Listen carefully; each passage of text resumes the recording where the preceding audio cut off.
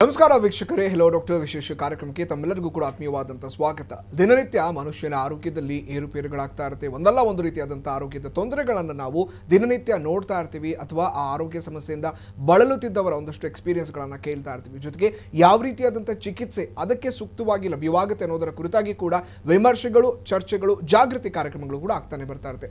ಅದೇ ರೀತಿ ಇದೇ ಅಕ್ಟೋಬರ್ 16ರಂದು ವಿಶ್ವ ಅನಸ್ತೇಷಿಯಾ ದಿನವನ್ನ ಕೂಡ ನಾವು ಆಚರಣೆ ಮಾಡಿದ್ವಿ. ಈ ಕುರಿತಾಗಿ ಅನಸ್ತೇಷಿಯಾ ಅಂದ್ರೆ ಎಷ್ಟೋ ಜನರಿಗೆ ಗೊತ್ತಿರೋದಿಲ್ಲ. ಕೇವಲ ಅನಸ್ತೇಷಿಯಾ ಅಂತ ಹೇಳಿದ್ರೆ ಅನ್ಕಾನ್ಶಿಯಸ್ ಮಾಡೋದಷ್ಟೇ ಅನ್ನೋದು ಒಂದು ಬ್ಲಾಂಕ್ ಆಗಿ ಜನ ತಿಳ್ಕೊಂಡಿರ್ತಾರೆ. ಹಾಗಿದ್ರೆ ಈ ಅನಸ್ತೇಷಿಯಾ ಏನು? ಯಾಕಂದ್ರೆ ಈ ವರ್ಷಕ್ಕೆ ಅನಸ್ತೇಷಿಯಾ ಜಾರಿಗೆ ಬಂದು 174 ವರ್ಷಗಳೇ ಕೂಡ ಕಳೆದಿದೆ. ಹಾಗಿದ್ರೆ ಅಂದಿನಿಂದ ಇಲ್ಲಿಯವರೆಗೆ ಆಗಿರುವಂತಹ ರೆವಲ್ಯೂಷನ್ಗಳಾದ್ರೂ ಏನು, ಆರೋಗ್ಯ ಸೆಕ್ಟರ್ ಅಲ್ಲಿ ಸದ್ಯಕ್ಕೆ ಯಾವ ರೀತಿ ಅನಸ್ತೇಷಿಯಾ ವರ್ಕ್ ಆಗ್ತಾ ಇದೆ, ಅದರ ಇಂಪಾರ್ಟೆನ್ಸ್ಗಳಾದ್ರೂ ಏನು, ಅದನ್ನು ಯಾವ ರೀತಿಯಾಗಿ ನಾವು ಬೇಕಾದಂಥ ಜಾಗೃತಿಯನ್ನು ಪಡೆದುಕೊಳ್ಳಬೇಕಾಗುತ್ತೆ, ಈ ಕುರಿತಾದಂಥ ಸಂಪೂರ್ಣ ಮಾಹಿತಿಯನ್ನು ಇವತ್ತು Kaveri heart and multi speciality ಆಸ್ಪತ್ರೆಯ ನುರಿತ ತಜ್ಞರಿಂದ ನಾವು ನಿಮಗೆ ತಿಳಿಸುವಂತ ಪ್ರಯತ್ನವನ್ನ ಮಾಡ್ತೀವಿ. ಇದೇ ಹೊತ್ತಿನ ವಿಶೇಷ ಹೆಲೋ ಡಾಕ್ಟರ್, ನಾನು ನಾಚಪ್ಪ.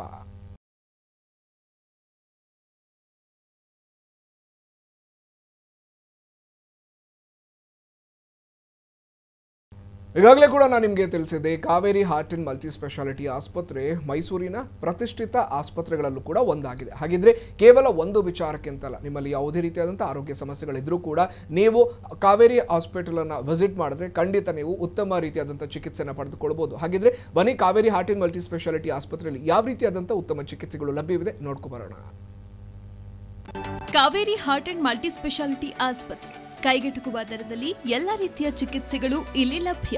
ಅತ್ಯಾಧುನಿಕ ವೈದ್ಯಕೀಯ ಸಲಕರಣೆಗಳೊಂದಿಗೆ 150 ಹಾಸಿಗೆಯುಳ್ಳ ವಿನೂತನ ವಾರ್ಡ್ಗಳು, ಸುಸಜ್ಜಿತ ಐಸಿಯು, ಅತ್ಯುತ್ತಮ ಸೇವೆಗಾಗಿ ಬದ್ಧರಾಗಿರುವ ಶುಶ್ರೂಷಕಿಯರು, ನುರಿತ ತಜ್ಞರ ತಂಡ, ಭರವಸೆಯ ಸಿಬ್ಬಂದಿ, 24 ಗಂಟೆಗಳ ಫಾರ್ಮಸಿ, ಆಂಬ್ಯುಲೆನ್ಸ್ ಸೇವೆ ಕಾವೇರಿ ಆಸ್ಪತ್ರೆಯಲ್ಲಿ ಲಭ್ಯವಿದೆ. ಸಂಪರ್ಕಿಸಿ Kaveri heart and multi speciality ಆಸ್ಪತ್ರೆ, Teresian college circle, Siddharthanagara, Mysuru. Phone number 082124722424. Kaveri heart and multi speciality ಆಸ್ಪತ್ರೆ ಕೈಗೆಟುಕುವ ದರದಲ್ಲಿ ಎಲ್ಲ ರೀತಿಯ ಚಿಕಿತ್ಸೆಗಳು ಇಲ್ಲಿ ಲಭ್ಯ. ನಮ್ಮಲ್ಲಿ ಹೃದಯ ಸಂಬಂಧಿ ಚಿಕಿತ್ಸೆ, ಹೊಟ್ಟೆ ಸಂಬಂಧಿ ಚಿಕಿತ್ಸೆ, ಮೂಳೆ ಕೀಲುಗಳ ಚಿಕಿತ್ಸೆ, ಸಾಮಾನ್ಯ ಶಸ್ತ್ರಚಿಕಿತ್ಸೆ, ಇಂಟರ್ನಲ್ ಮೆಡಿಸಿನ್, ಬಂಜೆತನ ನಿವಾರಣೆ, ಗರ್ಭಿಣಿ ಮತ್ತು ಸ್ತ್ರೀರೋಗ ಚಿಕಿತ್ಸೆ, ಶಿಶು ಮತ್ತು ಮಕ್ಕಳ ಚಿಕಿತ್ಸೆ, ಕ್ಯಾನ್ಸರ್ ಚಿಕಿತ್ಸೆ, ಮೂತ್ರಪಿಂಡ ಹಾಗೂ ಡಯಾಲಿಸಿಸ್, ಲ್ಯಾಬ್ರೋಸ್ಕೋಪಿಕ್ ಸರ್ಜರಿ, ಗಂಟಲು, ಕಿವಿ, ಮೂಗು ಸಂಬಂಧಿತ ಚಿಕಿತ್ಸೆಗಳು ಲಭ್ಯ. ಹೊಸದಾಗಿ ಪರಿಚಯಿಸುತ್ತಿದ್ದೇವೆ ಐವಿಎಫ್ ಚಿಕಿತ್ಸೆ. ಸಂಪರ್ಕಿಸಿ Kaveri heart and multi speciality ಆಸ್ಪತ್ರೆ, Teresian college circle, Siddharthanagara, Mysuru. Phone number 082124722424.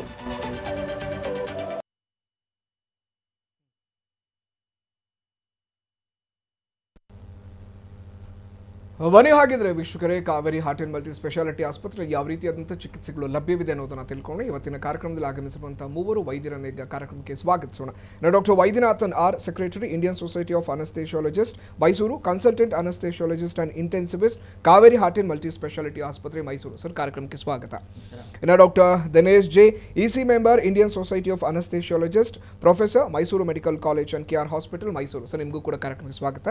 ಇನ್ನು doctor Vijay Kumar DS, EC member, ISA, Mysuru and senior consultant, general hospital, Holenarasipura, Hassan. Sir, ನಿಮಗೂ ಕೂಡ ಕಾರ್ಯಕ್ರಮಕ್ಕೆ ಆತ್ಮೀಯವಾದಂಥ ಸ್ವಾಗತ. ಓಕೆ, ಎಸ್, ಈಗಾಗಲೇ ಕೂಡ ನಾನು ಹೇಳ್ತಾ ಇದ್ದೆ. ಮೊದಲಿಗೆ ಡಾಕ್ಟರ್ ವೈದ್ಯನಾಥನ್ ಅವರು, ನಿಮ್ಮಿಂದನೇ ಕೂಡ ಆರಂಭ ಮಾಡೋಣ. ಅರವಳಿಕೆ ಅಥವಾ ಅನಸ್ತೇಷಿಯಾ ಅಂತ ಹೇಳಿದಾಗ ಜನರಲಿ ನಾನು ಹೇಳಿದಾಗೆ ಎಲ್ಲರಿಗೂ ಕೂಡ ಗೊತ್ತಿರೋದಿಷ್ಟೇ, ಏನಕ್ಕೆ ಆಪರೇಷನ್ ಮಾಡಬೇಕಾದ್ರೆ ಮಾತ್ರ ಅನಸ್ತೇಷಿಯಾ ಬಳಸ್ತಾರೆ, ನಮ್ಮನ್ನು ಅನ್ಕಾನ್ಷಿಯಸ್ ಮಾಡ್ತಾರೆ, ಅಷ್ಟನ್ನು ಜನರಲಿ ಎಲ್ಲರೂ ತಿಳ್ಕೊಬಿಟ್ಟಿದ್ದಾರೆ. ಸೊ ಬೇಸಿಕಲಿ ವಿಶ್ವ ಅರವಳಿಕೆ ದಿನ ಅಂದ್ರೆ ಏನು ಅನ್ನೋದಕ್ಕೆ ಮುನ್ನ ಈ ಅನಸ್ತೇಷಿಯಾ ಅಥವಾ ಅರವಳಿಕೆ ಅಂದ್ರೆ ಏನು ತಿಳ್ಕೊಳ್ಳೋದಾದ್ರೆ ಏನು ಹೇಳ್ತೀರಾ? ಹೇಳಿದ ರೀತಿ ಅರಿವಳಿಕೆ ಅಂದ್ರೆ ಅರಿವನ್ನ ಅಳಿಸುವಂತದ್ದು.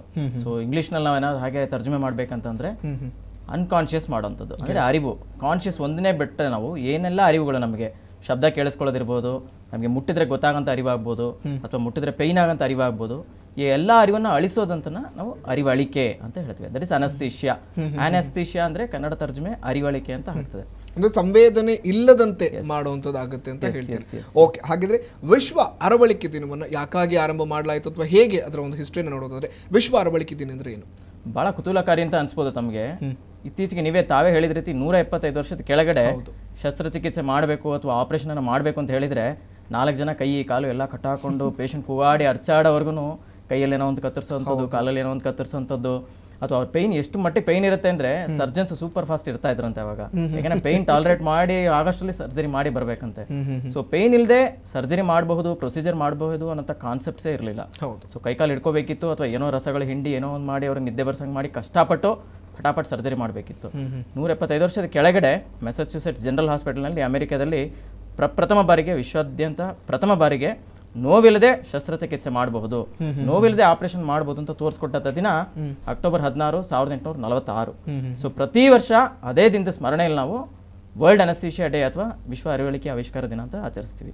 ಅದೇ ರೀತಿ ತಾವು ಹೇಳಿದ ರೀತಿ ನಾವೇನು ಇಂಡಿಯನ್ ಸೊಸೈಟಿ ಆಫ್ ಅನಸ್ಥೀಸಿಯಾಲಜಿಸ್ಟ್ ಅಥವಾ ಮೈಸೂರಿನ ಅರಿವಳಿಕೆ ತಜ್ಞ ವೈದ್ಯರ ಸಂಘ ಒಂದು ಮಾಡ್ಕೊಂಡಿದ್ದೀವಿ ನಾವು. ನಮ್ಮ ಆಸ್ಪತ್ರೆ ಇರ್ಬೋದು, ಕಾವೇರಿ ಹಾಸ್ಪಿಟಲ್ ಇರ್ಬೋದು, ಮೈಸೂರು ಮೆಡಿಕಲ್ ಕಾಲೇಜ್ ಇರ್ಬೋದು, JSS ಇರ್ಬೋದು, ನಾರಾಯಣ, ಅಪೋಲೋ, ಪ್ರೈವೇಟ್ ಹಾಸ್ಪಿಟಲ್ಗಳು, ಪ್ರೈವೇಟ್ ಪ್ರಾಕ್ಟಿಷನರ್ಸ್ ನಾವೆಲ್ಲ ಕೂಡ್ಕೊಂಡು ಒಂದು ಸಂಘ ಇದೆ. ಇನ್ನು ಹೇಳಬೇಕು ಅಂದ್ರೆ ಮೈಸೂರಿನಲ್ಲಿ ಎಷ್ಟು ಜನ ನಾವು ಅರಿವಳಿಕೆ ತಜ್ಞರಿದ್ದೇವೋ ಅವರೆಲ್ಲರೂ ನಾವು ಆ ಸಂಘದ ಮೆಂಬರ್ಸ್. ಸೊ ಈ ಸಂಘದ ವತಿಯಿಂದ ನಾವು ಒಂದು ವಾರದ ಮಟ್ಟಿಗೆ ಅಕ್ಟೋಬರ್ 16ರಿಂದ 25ನೇ ತಾರೀಕು ತನಕ ನಾವು ಅರಿವಳಿಕೆ ಅವೇರ್ನೆಸ್ ವೀಕ್ ಅಂತ ಜಾಗೃತ ವಾರ ಅಂತ ಒಂದು ಹಮ್ಮಿಕೊಂಡು ಈ ರೀತಿ ಮೀಡಿಯಾದಲ್ಲಿ, ಮಾಧ್ಯಮಗಳಲ್ಲಿ ಕಾರ್ಯಕ್ರಮವನ್ನು ಹಮ್ಮಿಕೊಂಡಿದ್ದೇವೆ. ನಾವು ತಮ್ಮನ್ನು ಇನ್ವೈಟ್ ಮಾಡಿದ್ದಕ್ಕೆ ತಮ್ಮ ಹೃತ್ಪೂರ್ವಕ ಪ್ಲೆಷರ್ ಅಂತ ಕೂಡ ಹೇಳಬೇಕಾಗಿದೆ. ಜನರಿಗೆ ಜಾಗೃತಿ ಮೂಡಿಸುವಲ್ಲಿ ನಮ್ಮದು ಕೂಡ ಒಂದು ಪಾಲಿರೋದ್ರಿಂದ ಉತ್ತಮ ಅನ್ಸುತ್ತೆ. Thank you sir. Yes sir, doctor Dinesh ಅವರು ನಿಮ್ಮನ್ನು ಕೇಳೋದಾದ್ರೆ ಯಾವುದೇ ಒಂದು ವಿಭಾಗ ಅಂತ ಆರಂಭ ಆದ ಸಂದರ್ಭದಲ್ಲಿ ಅದು ಹೇಗೆ ಶುರುವಾಯಿತು, ಅದರ ಹಿನ್ನೆಲೆ ಒಂದಷ್ಟು ಇರುತ್ತೆ. ಹಾಗಿದ್ರೆ ಈ ಅನಸ್ತೇಶಿಯಾ ಅಥವಾ ಅರಿವಳಿಕೆ ತಜ್ಞ ವಿಭಾಗ ಹೇಗೆ ಶುರುವಾಯಿತು, ಅದರ ಹಿನ್ನೆಲೆ ಕೆದಕೋದಾದ್ರೆ ಏನು ಹೇಳ್ತೀರಾ? ಈ ಅರಿವಳಿಕೆ ಹೇಗೆ ಶುರುವಾಯಿತು ಅಂತ ಹುಡುಕ್ತಾ ಹೋದ್ರೆ ನಾವು ಪುರಾಣ ಇತಿಹಾಸಗಳನ್ನೆಲ್ಲ ಹುಡುಕಿ ಕೆದಕಿ ತೆಗಿಬೇಕಾಗತ್ತೆ. ಯಾಕಂದ್ರೆ ನಮ್ಮ ಹಿಂದೂ ಧರ್ಮದಲ್ಲಿ ನಾವು ರಾಮಾಯಣದಲ್ಲಿ ನೋಡಿದಾಗ ಲಕ್ಷ್ಮಣ ಯುದ್ಧ ಭೂಮಿಯಲ್ಲಿ ಪ್ರಜ್ಞೆ ತಪ್ಪಿ ಬಿದ್ದಾಗ ಸಂಜೀವಿನಿ ಪರ್ವತವನ್ನೇ ಹೊತ್ಕೊಂಡು ಬಂದು ಅವನನ್ನು ಪುನಶ್ಚೇತನಗೊಳಿಸ್ತಾನೆ ಹನುಮಂತ. ಅದೇ ರೀತಿ ಆ ರಾಕ್ಷಸ ಸಮೂಹವನ್ನ ಸಂಮೋಹಿನಿಯಿಂದ ಮೂರ್ಛೆಗೊಳಿಸ್ತಾರೆ. ಸೊ ಮೂರ್ಛೆಗೊಳಿಸೋದು, ಪುನಶ್ಚೇತನಗೊಳಿಸೋದು ಇದೆಲ್ಲ ಆ ಕಾಲದಲ್ಲೇ ಇತ್ತು. ಬಟ್ ಆದ್ರೆ ಅದಕ್ಕೆ ಪುರಾವೆಗಳು ಸಿಗ್ತಾ ಇರಲಿಲ್ಲ. ಅದೇ ರೀತಿ ಗಣಪತಿಯ ತಲೆಯನ್ನು ತೆಗೆದು ಬೇರೆ ಆನೆ ತಲೆಯನ್ನು ಅದಕ್ಕೆ ಜೋಡಿಸಿದ್ದು, ಇದು ಒಂದು ರೀತಿಯಲ್ಲಿ ಶಸ್ತ್ರಚಿಕಿತ್ಸೆ ಅಂತಲೇ ಹೇಳ್ಬೋದಾಗಿ. ಅದೇ ಇದು ಕ್ರೈಸ್ತ ಧರ್ಮದಲ್ಲಿ ನಾವು ನೋಡಿದ್ರೆ ದೇವರು ಸೃಷ್ಟಿ ಮಾಡುವಾಗ ಸ್ವರ್ಗದಲ್ಲಿ ಒಂದು ಉದ್ಯಾನವನದಲ್ಲಿ ಆಡಮ್ ಅಂತ ಹೇಳೋ ಮನುಷ್ಯನನ್ನು ಸೃಷ್ಟಿ ಮಾಡ್ತಾನೆ. ಅವನ ಒಂಟಿತನವನ್ನ ನಿವಾರಿಸಬೇಕು ಅಂತ ಹೇಳಿ ಅವನನ್ನ god costs him into deep sleep and removes his rib, ಅಂದ್ರೆ ಅವನನ್ನ ದೀರ್ಘ ನಿದ್ದೆಗೊಳಪಡಿಸಿ ಅವನ ಪಕ್ಕೆಲುಬನ್ನು ತೆಗೆದು ಅದರಿಂದ ಈವ್ ಅಂತ ಹೇಳೋ ಮಹಿಳೆಯನ್ನ ಸೃಷ್ಟಿಸ್ತಾನೆ. ಸೊ ಈ ರೀತಿ ನೋಡಿದ್ರೆ the first surgery was done by God on man and he only gave the first anesthesia. ಅಷ್ಟೇ ಅಲ್ಲದೆ ಈ ಇಬ್ಬರು ಪಾಪಗಳು ಅಲ್ಲಿ ದೇವರು ಹೇಳಿದ ಹಾಗೆ ಅವ್ರು ನಡ್ಕೊಳ್ಳಿಲ್ಲ ಅಂತ ಹೇಳಿ ಅವರನ್ನ ಈಡನಿಂದ ಹೊರಗೆ ಹಾಕ್ತಾರೆ. ಸೊ ಇದಕ್ಕೆ ಆ ಪ್ರಾಯಶ್ಚಿತ್ತಕ್ಕೆ ಪೆನಾಲ್ಟಿ ಅಥವಾ ಪೀನಾ, PAENA ಅಂತ ಹೇಳಿ ಒಂದು ಗ್ರೀಕ್ ಶಬ್ದವನ್ನು ಬಳಸ್ತಾರೆ. ಯಾಕಂದ್ರೆ ಅವರಿಗೆ they should suffer from pain ಅಂತ, ನೋವು ಎಂಬುದು ಮನುಷ್ಯರಿಗೆ ಇದರಿಂದ ಉಂಟಾಗ್ಲಿ ಅಂತ. ಅಲ್ಲಿವರೆಗೆ ಮನುಷ್ಯರಿಗೆ ನೋವಿಲ್ಲ, ಅದರ ನಂತರ ನೋವು ಶುರು ಆಗುತ್ತೆ ಅಂತ. ಸೊ ಈ ನೋವು ಮನುಷ್ಯ ಹುಟ್ಟಿದಾಗದಿಂದಲೇ ಇದೆ. ಸೊ ಇದನ್ನ ನಿವಾರಿಸಬೇಕು ಅಂತ ಜಗತ್ತಿನ ವಿವಿಧ ಭಾಗಗಳಲ್ಲಿ ಬಹಳಷ್ಟು ಪ್ರಯತ್ನಗಳು ನಡೆದಿದೆ. ನೋವು ನಿವಾರಣೆಗೋಸ್ಕರ 6000 BC ಇಂದ ಹಿಡಿದು ನಾವು ಗಸಗಸೆ ಅಥವಾ ಪಾಪಿ ಸೀಡ್ಸ್, ಹಾಗೆ ಮ್ಯಾಂಡ್ರೋಗೆರಾ, ಆಮೇಲೆ ಕೆಲವು ಗಿಡಮೂಲಿಕೆಗಳನ್ನ ಕುದಿಯುವ ನೀರಿನಲ್ಲಿ ಅದ್ದಿ ಅದರಿಂದ ಸ್ಪಾಂಜ್ ಮಾಡಿ ಅದನ್ನ ಮುಖಕ್ಕೆ ಹಿಡಿದು ಅನಸ್ತೇಶಿಯಾ ಕೊಡಕ್ಕೆ ಪ್ರಯತ್ನ ಪಡ್ತಾರೆ. ಇವನ್ ತಲೆ ಮೇಲೆ ಕಲ್ಲನ್ನಿಟ್ಟು ಭಾರ ಅದನ್ನ ಹೊಡೆದಂಗ್ ಮಾಡಿ ಪ್ರಜ್ಞೆ ತಪ್ಪಿಸ್ಬೇಕು ಅಂತ. ಆಲ್ಕೋಹಾಲ್ ಅಥವಾ ಮದಿರೆ ಅದನ್ನ ಕುಡಿಸ್ಬಿಟ್ಟು ಅವರನ್ನ ಮತ್ತೆ ಇರಿಸಿ ಅವರಿಗೆ ಆಪರೇಷನ್ ಮಾಡಬಹುದು. ವೈದ್ಯನಾಥನ್ ಹೇಳಿದಾಗೆ ಕೈಕಾಲುಗಳನ್ನ ಕಟ್ಟಿ ಹಿಡಿದು ಆಪರೇಷನ್ ಮಾಡಬಹುದು. ಬಟ್ ಇಂಥ ಇದರಲ್ಲಿ ಆಪರೇಷನ್ಗಳು ತುಂಬಾ ಲಿಮಿಟೆಡ್ ಇರುತ್ತೆ, ಹೆಚ್ಚೇನು ಮಾಡಕ್ ಆಗ್ತಾ ಇರ್ಲಿಲ್ಲ ಅವರಿಗೆ. ಅಷ್ಟೇ ಅಲ್ಲದೆ ಈ ಗಾಂಜಾ ಮತ್ತು ಕೋಕೋ ಎಲೆಗಳನ್ನ ಜಗ್ದು ಅದನ್ನ ಎಂಜಿಲನ್ನ ಗಾಯದ ಮೇಲೆ ಉಗಿದ್ರೆ ಅಲ್ಲಿ ಸೆನ್ಸೇಷನ್ ಎಲ್ಲ ಹೋಗ್ಬಿಡುತ್ತೆ. ಸೊ ಹಾಗೆ ಪೇನ್ ಕಡಿಮೆ ಆಗುತ್ತೆ. ಸೊ ಈ ತರ ನಮ್ಮ ಪ್ರಕೃತಿಯಲ್ಲಿ ನಮ್ಮ ಸುತ್ತಮುತ್ತ ಏನೇನು ಸಿಗುತ್ತೆ ಅವುಗಳನ್ನೇ ಹುಡುಕಿ ಅದರಿಂದ ಒಂದು ಔಷಧಿಯ ಗುಣಗಳನ್ನ ಪತ್ತೆ ಹಚ್ಚಕ್ಕೆ ಮನುಷ್ಯ ಮೊದಲಿಂದಲೂ ಪ್ರಯತ್ನ ಮಾಡ್ತಾ ಇದ್ರು. ಇದೇ ಹಾಗೆ 18ನೇ ಸೆಂಚುರಿ ಬಂದಾಗ, 18ನೇ ಶತಮಾನದಲ್ಲಿ ಯುರೋಪ್ನಲ್ಲಿ ರಿನೈಸೆನ್ಸ್ ಶುರುವಾಯಿತು. ಒಂದು ಮನುಷ್ಯನ ಕುತೂಹಲ ಜಾಸ್ತಿ ಆಯಿತು. ಕಲೆ, ಶಿಲ್ಪಕಲೆ, ಹಾಗೆ ನಮ್ಮ ವೈಜ್ಞಾನಿಕ ಮನೋಭಾವ ಇದೆಲ್ಲ ಬಂದಿದ್ರಿಂದ ಹೊಸ ಹೊಸ ಕೆಮಿಕಲ್ಗಳ ಬಗ್ಗೆ, ರಾಸಾಯನಿಕಗಳ ಬಗ್ಗೆ ಒಂದು ಕುತೂಹಲ ಹುಟ್ಟಿ ಹೀಗೆ ಹುಡುಕ್ತಾ ಹೋದಂತ ಒಂದು ರಾಸಾಯನಿಕವೇ ನೈಟ್ರಸ್ ಆಕ್ಸೈಡ್. ಆ ನೈಟ್ರಸ್ ಆಕ್ಸೈಡ್ ಅನ್ನು ನೀವು ಪಬ್ಲಿಕ್ ಎಲ್ಲರೂ ಕೂಡ ಲಾಫಿಂಗ್ ಗ್ಯಾಸ್ ಅಥವಾ ಅದನ್ನ ಚೆನ್ನಾಗಿ ಉಸಿರಾಡಿದ್ರೆ ಉನ್ಮಾದ ಬಂದಂತಾಗಿ ಅವ್ರಿಗೆ ನಗು ಬರಕ್ ಶುರು ಆಗುತ್ತೆ. ಸೊ ಅದಕ್ಕೆ ಲಾಫಿಂಗ್ ಗ್ಯಾಸ್ ಅಂತ ಕರೀತಾರೆ. ಈ ಲಾಫಿಂಗ್ ಗ್ಯಾಸ್ ನ ಹಿಡ್ಕೊಂಡು ನೈಟ್ರಸ್ ಫ್ರಾಲಿಕ್ ಅಂತ ಮಾಡಿಕೊಂಡು ಊರಿಂದ ಊರಿಗೆ ತಗೊಂಡು ಹೋಗ್ತಾ ಇದ್ರು. ಅಂದ್ರೆ ಒಂದು ಕ್ಯಾಂಪ್ ಮಾಡಿ ಅಲ್ಲಿ ನೀವೆಲ್ಲರೂ ದುಡ್ಡು ಕೊಟ್ಟು ಬಂದು ನೈಟ್ರಸ್ ಆಕ್ಸೈಡ್ ನ ಚೆನ್ನಾಗಿ ಉಸಿರಾಡಿ ಅದರಿಂದ ಉನ್ಮಾದದಿಂದ ಕುಣಿಬಹುದು. ನೈಟ್ರಸ್ ಆಕ್ಸೈಡ್ ಫ್ರಾಲಿಕ್ ಅಂತ. ಹೀಗೆ ಕನೆಕ್ಟಿಕಟ್ ಅಂತ ಒಂದು ಅಮೆರಿಕದ ಒಂದು ಕಡೆ ತಗೊಂಡು ಹೋದಾಗ ಇದಕ್ಕೆ ಹೊರಾಸ್ ವೆಲ್ಸ್ ಅಂತ ಹೇಳೋ ಒಬ್ರು ಡೆಂಟಿಸ್ಟ್ ಹೋಗ್ತಾರೆ. ಅವ್ರು ಡೆಂಟಿಸ್ಟ್ ಹೋಗಿ ಈ ಜನರಲ್ಲಿ ಹೀಗೆ ಮಾಡ್ತಾ ಇರೋದು ನೋಡ್ತಾ ಇರುವಾಗ ಅವರ ಫ್ರೆಂಡ್ ಒಬ್ರು ಸ್ಯಾಮ್ಯುಯಲ್ ಕೂಲಿ ಅಂತ, ಅವರು ಸ್ಟೇಜ್ ಹತ್ತಕ್ಕೆ ಹೋದಾಗ ಗಾಯ ಮಾಡ್ಕೊಳ್ತಾರೆ ಕಾಲಿಗೆ ಗಾಯ ಮಾಡ್ಕೊಂಡ್ರು ಕೂಡ ಅವ್ರಿಗೆ ಏನು ನೋವಿರಲ್ಲ. ಈ ನೈಟ್ರಸ್ ಆಕ್ಸೈಡ್ ಕುಡಿದ್ರಿಂದ ಅವ್ರು ಕುಣಿತಾ ಇರ್ತಾರೆ, ನನಗೆ ನೋವೇ ಗೊತ್ತಾಗ್ಲಿಲ್ಲ ಅಂತ. ಹೊರಾಸ್ ವೆಲ್ಸ್ ಡೆಂಟಿಸ್ಟ್ ನಿಮ್ಗೆಲ್ಲ ಗೊತ್ತಿದ್ದಾಗೆ ಬಹಳ ಕಷ್ಟದ ಸರ್ಜರಿಗಳು ಅಥವಾ ತುಂಬಾ ನೋವಿರೋದಂದ್ರೆ ಹಲ್ಲು ಕೀಳೋದು ಆಗಿನ ಕಾಲದಲ್ಲಿ, ಯಾಕಂದ್ರೆ ಅದಕ್ಕೆ ಏನು ಅನಸ್ತೀಶಾ ಇರ್ಲಿಲ್ಲ. ಸೊ ಹೊರಾಸ್ ವೆಲ್ಸ್ ಏನಂತಾರೆ, ಈ ನೈಟ್ರಸ್ ಆಕ್ಸೈಡ್ ನ ನಾನು ಉಪಯೋಗಿಸಿ ನನ್ನ ಪೇಷಂಟ್ಸ್ ಇದು ಹಲ್ಲು ಕೀಳಬೇಕು ಅಂತ ಹೇಳಿ. ಆದ್ರೆ ಬೇರೆಯವರು ಅದಕ್ಕೆ ಒಪ್ಕೋಬೇಕಲ್ವಾ, ಅದಕ್ಕೆ ನೆಕ್ಸ್ಟ್ ಡೇನೆ ಅವರು 1844 11th of December ತನ್ನ ಹಲ್ಲನ್ನೇ ನೈಟ್ರಸ್ ಆಕ್ಸೈಡ್ ಅನಸ್ತೀಶಾದಲ್ಲಿ ಕೀಳಿಸ್ಕೊಳ್ತಾರೆ. ಅದೇ ತರ 15 ಜನದ ಮೇಲೆ ಅದನ್ನ ಟ್ರೈ ಮಾಡಿ, ಸೊ ಇದನ್ನ ನಾನೀಗ ಧೈರ್ಯದಿಂದ ಪ್ರದರ್ಶಿಸಬೇಕು, ಜಗತ್ತಿಗೆ ಗೊತ್ತಾಗಬೇಕು ಅಂತ ಹೇಳಿ ಬಾಸ್ಟನ್ ಅಲ್ಲಿ ಒಂದು ದೊಡ್ಡ ಆಸ್ಪತ್ರೆ ಇರುತ್ತೆ, ಮೆಸಾಚುಸೆಟ್ಸ್ ಜನರಲ್ ಹಾಸ್ಪಿಟಲ್ ಅಂತ. ಸೊ ಅಲ್ಲಿ ಬಂದು ನಾನು ಪ್ರದರ್ಶನ ಕೊಡ್ತೀನಿ ಅಂತ ಒಪ್ಕೊಳ್ತಾರೆ. ಒಂದು ಫೇಮಸ್ ಸರ್ಜನ್, ಆಗಿನ ಕಾಲದಲ್ಲಿ ಫೇಮಸ್ ಸರ್ಜನ್ ಅಂದ್ರೆ ವೈದ್ಯ ಅವರು ಹೇಳಿದ ಹಾಗೆ ತುಂಬಾ ಫಾಸ್ಟ್ ಇರಬೇಕು, ಬೇಗ ಆಪರೇಷನ್ ಮಾಡಿ ಬೇಗ ಮುಗಿಸ್ಕೊಂಡು ಹೋಗ್ಬೇಕು ಆ ತರ. ಯಾಕಂದ್ರೆ ಅನಸ್ತೀಶಾ ಏನೂ ಇಲ್ಲ, ಅವ್ನು ಕಿರ್ಚಾಡೋದು ಅಥವಾ ಒದ್ದಾಡೋ ಮೊದಲು ಆಪರೇಷನ್ ಮುಗಿಬೇಕು ಅಂತ ಸರ್ಜರಿಗಳನ್ನು ಮಾತ್ರ ಮಾಡ್ತಿರ್ತಾರೆ. ಸೊ ಅಂತ ಹಾಸ್ಪಿಟಲ್ ಅಲ್ಲಿ ಫೇಮಸ್ ಸರ್ಜನ್ ಒಬ್ರು ಇರ್ತಾರೆ, ಜೇಮ್ಸ್ ಕಾಲಿನ್ ವಾರನ್ ಅಂತ. ಅವ್ರ ಹತ್ರ ಹೋಗಿ ನಾನು ಮಾಡ್ತೀನಿ ಅಂತ ಒಪ್ಕೊಳ್ತಾರೆ. ಸೊ ಇವ್ರು ಕರೆಸ್ತಾರೆ ಹೊರಾಸ್ ವೆಲ್ಸ್ ಬಂದಾಗ ಅವರ ಹಲ್ ಕೀಳ್ಬೇಕಾಗಿದ್ದ ಪೇಷಂಟ್ ಅಲ್ಲಿಗೆ ಬರಲ್ಲ. ಸೊ ಬಟ್ ಆದ್ರೆ ಮೆಡಿಕಲ್ ಸ್ಟೂಡೆಂಟ್ ಇರ್ತಾರೆ, ಆ ಮೆಡಿಕಲ್ ಸ್ಟೂಡೆಂಟ್ ನಂದು 3ನೇ ದವಡೆ ಹಲ್ಲು ನೋವಿದೆ, ನೀವು ತೆಗೀರಿ ಅಂತ. ಸೊ ಹೊರಾಸ್ ವೆಲ್ಸ್ ಈ ಪ್ರಾಣಿ ಚೀಲದಲ್ಲಿ ನೈಟ್ರಸ್ ಆಕ್ಸೈಡ್ ನ ತುಂಬಿಸ್ಕೊಂಡು, ಪ್ರಾಣಿ ಚರ್ಮದ ಚೀಲದಲ್ಲಿ ನೈಟ್ರಸ್ ಆಕ್ಸೈಡ್ ನ ತುಂಬಿಸ್ಕೊಂಡು ನಿಧಾನಕ್ಕೆ ಅವರಿಗೆ ಒಂದು ಕೊಳವೆ ಮೂಲಕ ನೈಟ್ರಸ್ ಆಕ್ಸೈಡ್ ನ ಕೊಟ್ಟು ಹಲ್ ಕೀಳಕ್ ಪ್ರಯತ್ನ ಮಾಡ್ತಾರೆ. ಆದ್ರೆ ಆ ಸ್ಟೂಡೆಂಟ್ ನೋವಿಂದ ಬೊಬ್ಬೆ ಹಾಕ್ತಾರೆ. ಸೊ ಅಲ್ಲಿ ನಿಂತಿದ್ದವರೆಲ್ಲ ಇದನ್ನ ನೋಡ್ಬಿಟ್ಟು ಇವನು ತುಂಬಾ ಮೋಸ, ದೊಡ್ಡ ಹಂಬಗ್ ಅಂತ ಅವನನ್ನ ಅವಮಾನ ಮಾಡಿ ಹೊರಾಸ್ ವೆಲ್ಸ್ ನ ಕಳಿಸ್ತಾರೆ. ಸೊ ಒಂದು ಒಳ್ಳೆ ಪ್ರಯತ್ನ ಹೀಗೆ ವಿಫಲ ಆಗುತ್ತೆ. ಬಟ್ ಇದನ್ನೇ ಹೊರಾಸ್ ವೆಲ್ಸ್ ಗೆ ಮೊದಲೊಬ್ರು ಡೆಂಟಲ್ ಇದರಲ್ಲಿ ಅಸಿಸ್ಟೆಂಟ್ ಇರ್ತಾರೆ, ಅವ್ರ ಹೆಸರೇ ವಿಲಿಯಂ ಥಾಮಸ್ ಗ್ರೀನ್ ಮಾರ್ಟನ್ ಅಂತ. ಈಗ ನಾವು ಅವರನ್ನೇ ಫಾದರ್ ಆಫ್ ಅನಸ್ತೀಶಾ ಅಂತ ಕರಿತೀವಿ. ಅವರಿಗೆ ತುಂಬಾ ಇಂಟ್ರೆಸ್ಟ್ ಆಗುತ್ತೆ, ಈ ರೀತಿ ನಾನು ಅನಸ್ತೀಶಾ ಕೊಡ್ಬೋದಾ ಅಂತ. ಅವ್ರು ತಮ್ಮ ಪ್ರೊಫೆಸರ್ ಹತ್ರ ಮಾತಾಡಿದಾಗ ಪ್ರೊಫೆಸರ್ ಏನ್ ಹೇಳ್ತಾರೆ, ಇದೇ ತರ ಈ ತರನ ಉಪಯೋಗಿಸಿ ಮಾಡ್ಬೋದು ಅಂತ. ಸೊ ಅದೇ ತರ ಅವರು ತಮ್ಮ ಹಲ್ಲನ್ನ ಕೀಳ್ಸಕ್ಕೆ ಈ ತರ ಉಪಯೋಗಿಸ್ಬಿಟ್ಟು ಹೆನ್ರಿ ಬಿಜೆಲೋ ಅಂತ ಒಬ್ಬ ಸರ್ಜನ್ ಹತ್ರ ಆಪರೇಷನ್ ಹಲ್ಲು ತೆಗೆಸ್ಕೊಳ್ತಾರೆ. ಅದೇ ತರ ತಮ್ಮ ಫ್ರೆಂಡ್ಸ್ ಅಲ್ಲಿ ಯಾರ್ಯಾರಿಗೆ ಹಲ್ಲು ನೋವಿದೆ ಅವರಿಗೆಲ್ಲ ಒಂದು 37 ಜನರಿಗೆ ತೆಗೆದ ಮೇಲೆ ತಮಗೆ ಒಳ್ಳೆ ಕಾನ್ಫಿಡೆನ್ಸ್ ಬಂದು 16ನೇ ಅಕ್ಟೋಬರ್ 1846 ಮತ್ತೆ ಅದೇ ಹಾಸ್ಪಿಟಲ್ ಅಲ್ಲಿ, ಮೆಸಾಚುಸೆಟ್ಸ್ ಜನರಲ್ ಹಾಸ್ಪಿಟಲ್ ಅಲ್ಲಿ ನಾನು ಈ ತರನ ಪ್ರದರ್ಶನ ಕೊಡ್ತೀನಿ. ಬಟ್ ಅವ್ರು ಈ ತರ ಅಂತ ಹೇಳಲ್ಲ, ನಾನು ಅನಸ್ತೀಶಾ ಕೊಡ್ತೀನಿ ಅಂತ ಜೇಮ್ಸ್ ಕಾಲಿನ್ ವಾರನ್ಗೆ ಸವಾಲ್ ಹಾಕ್ತಾರೆ.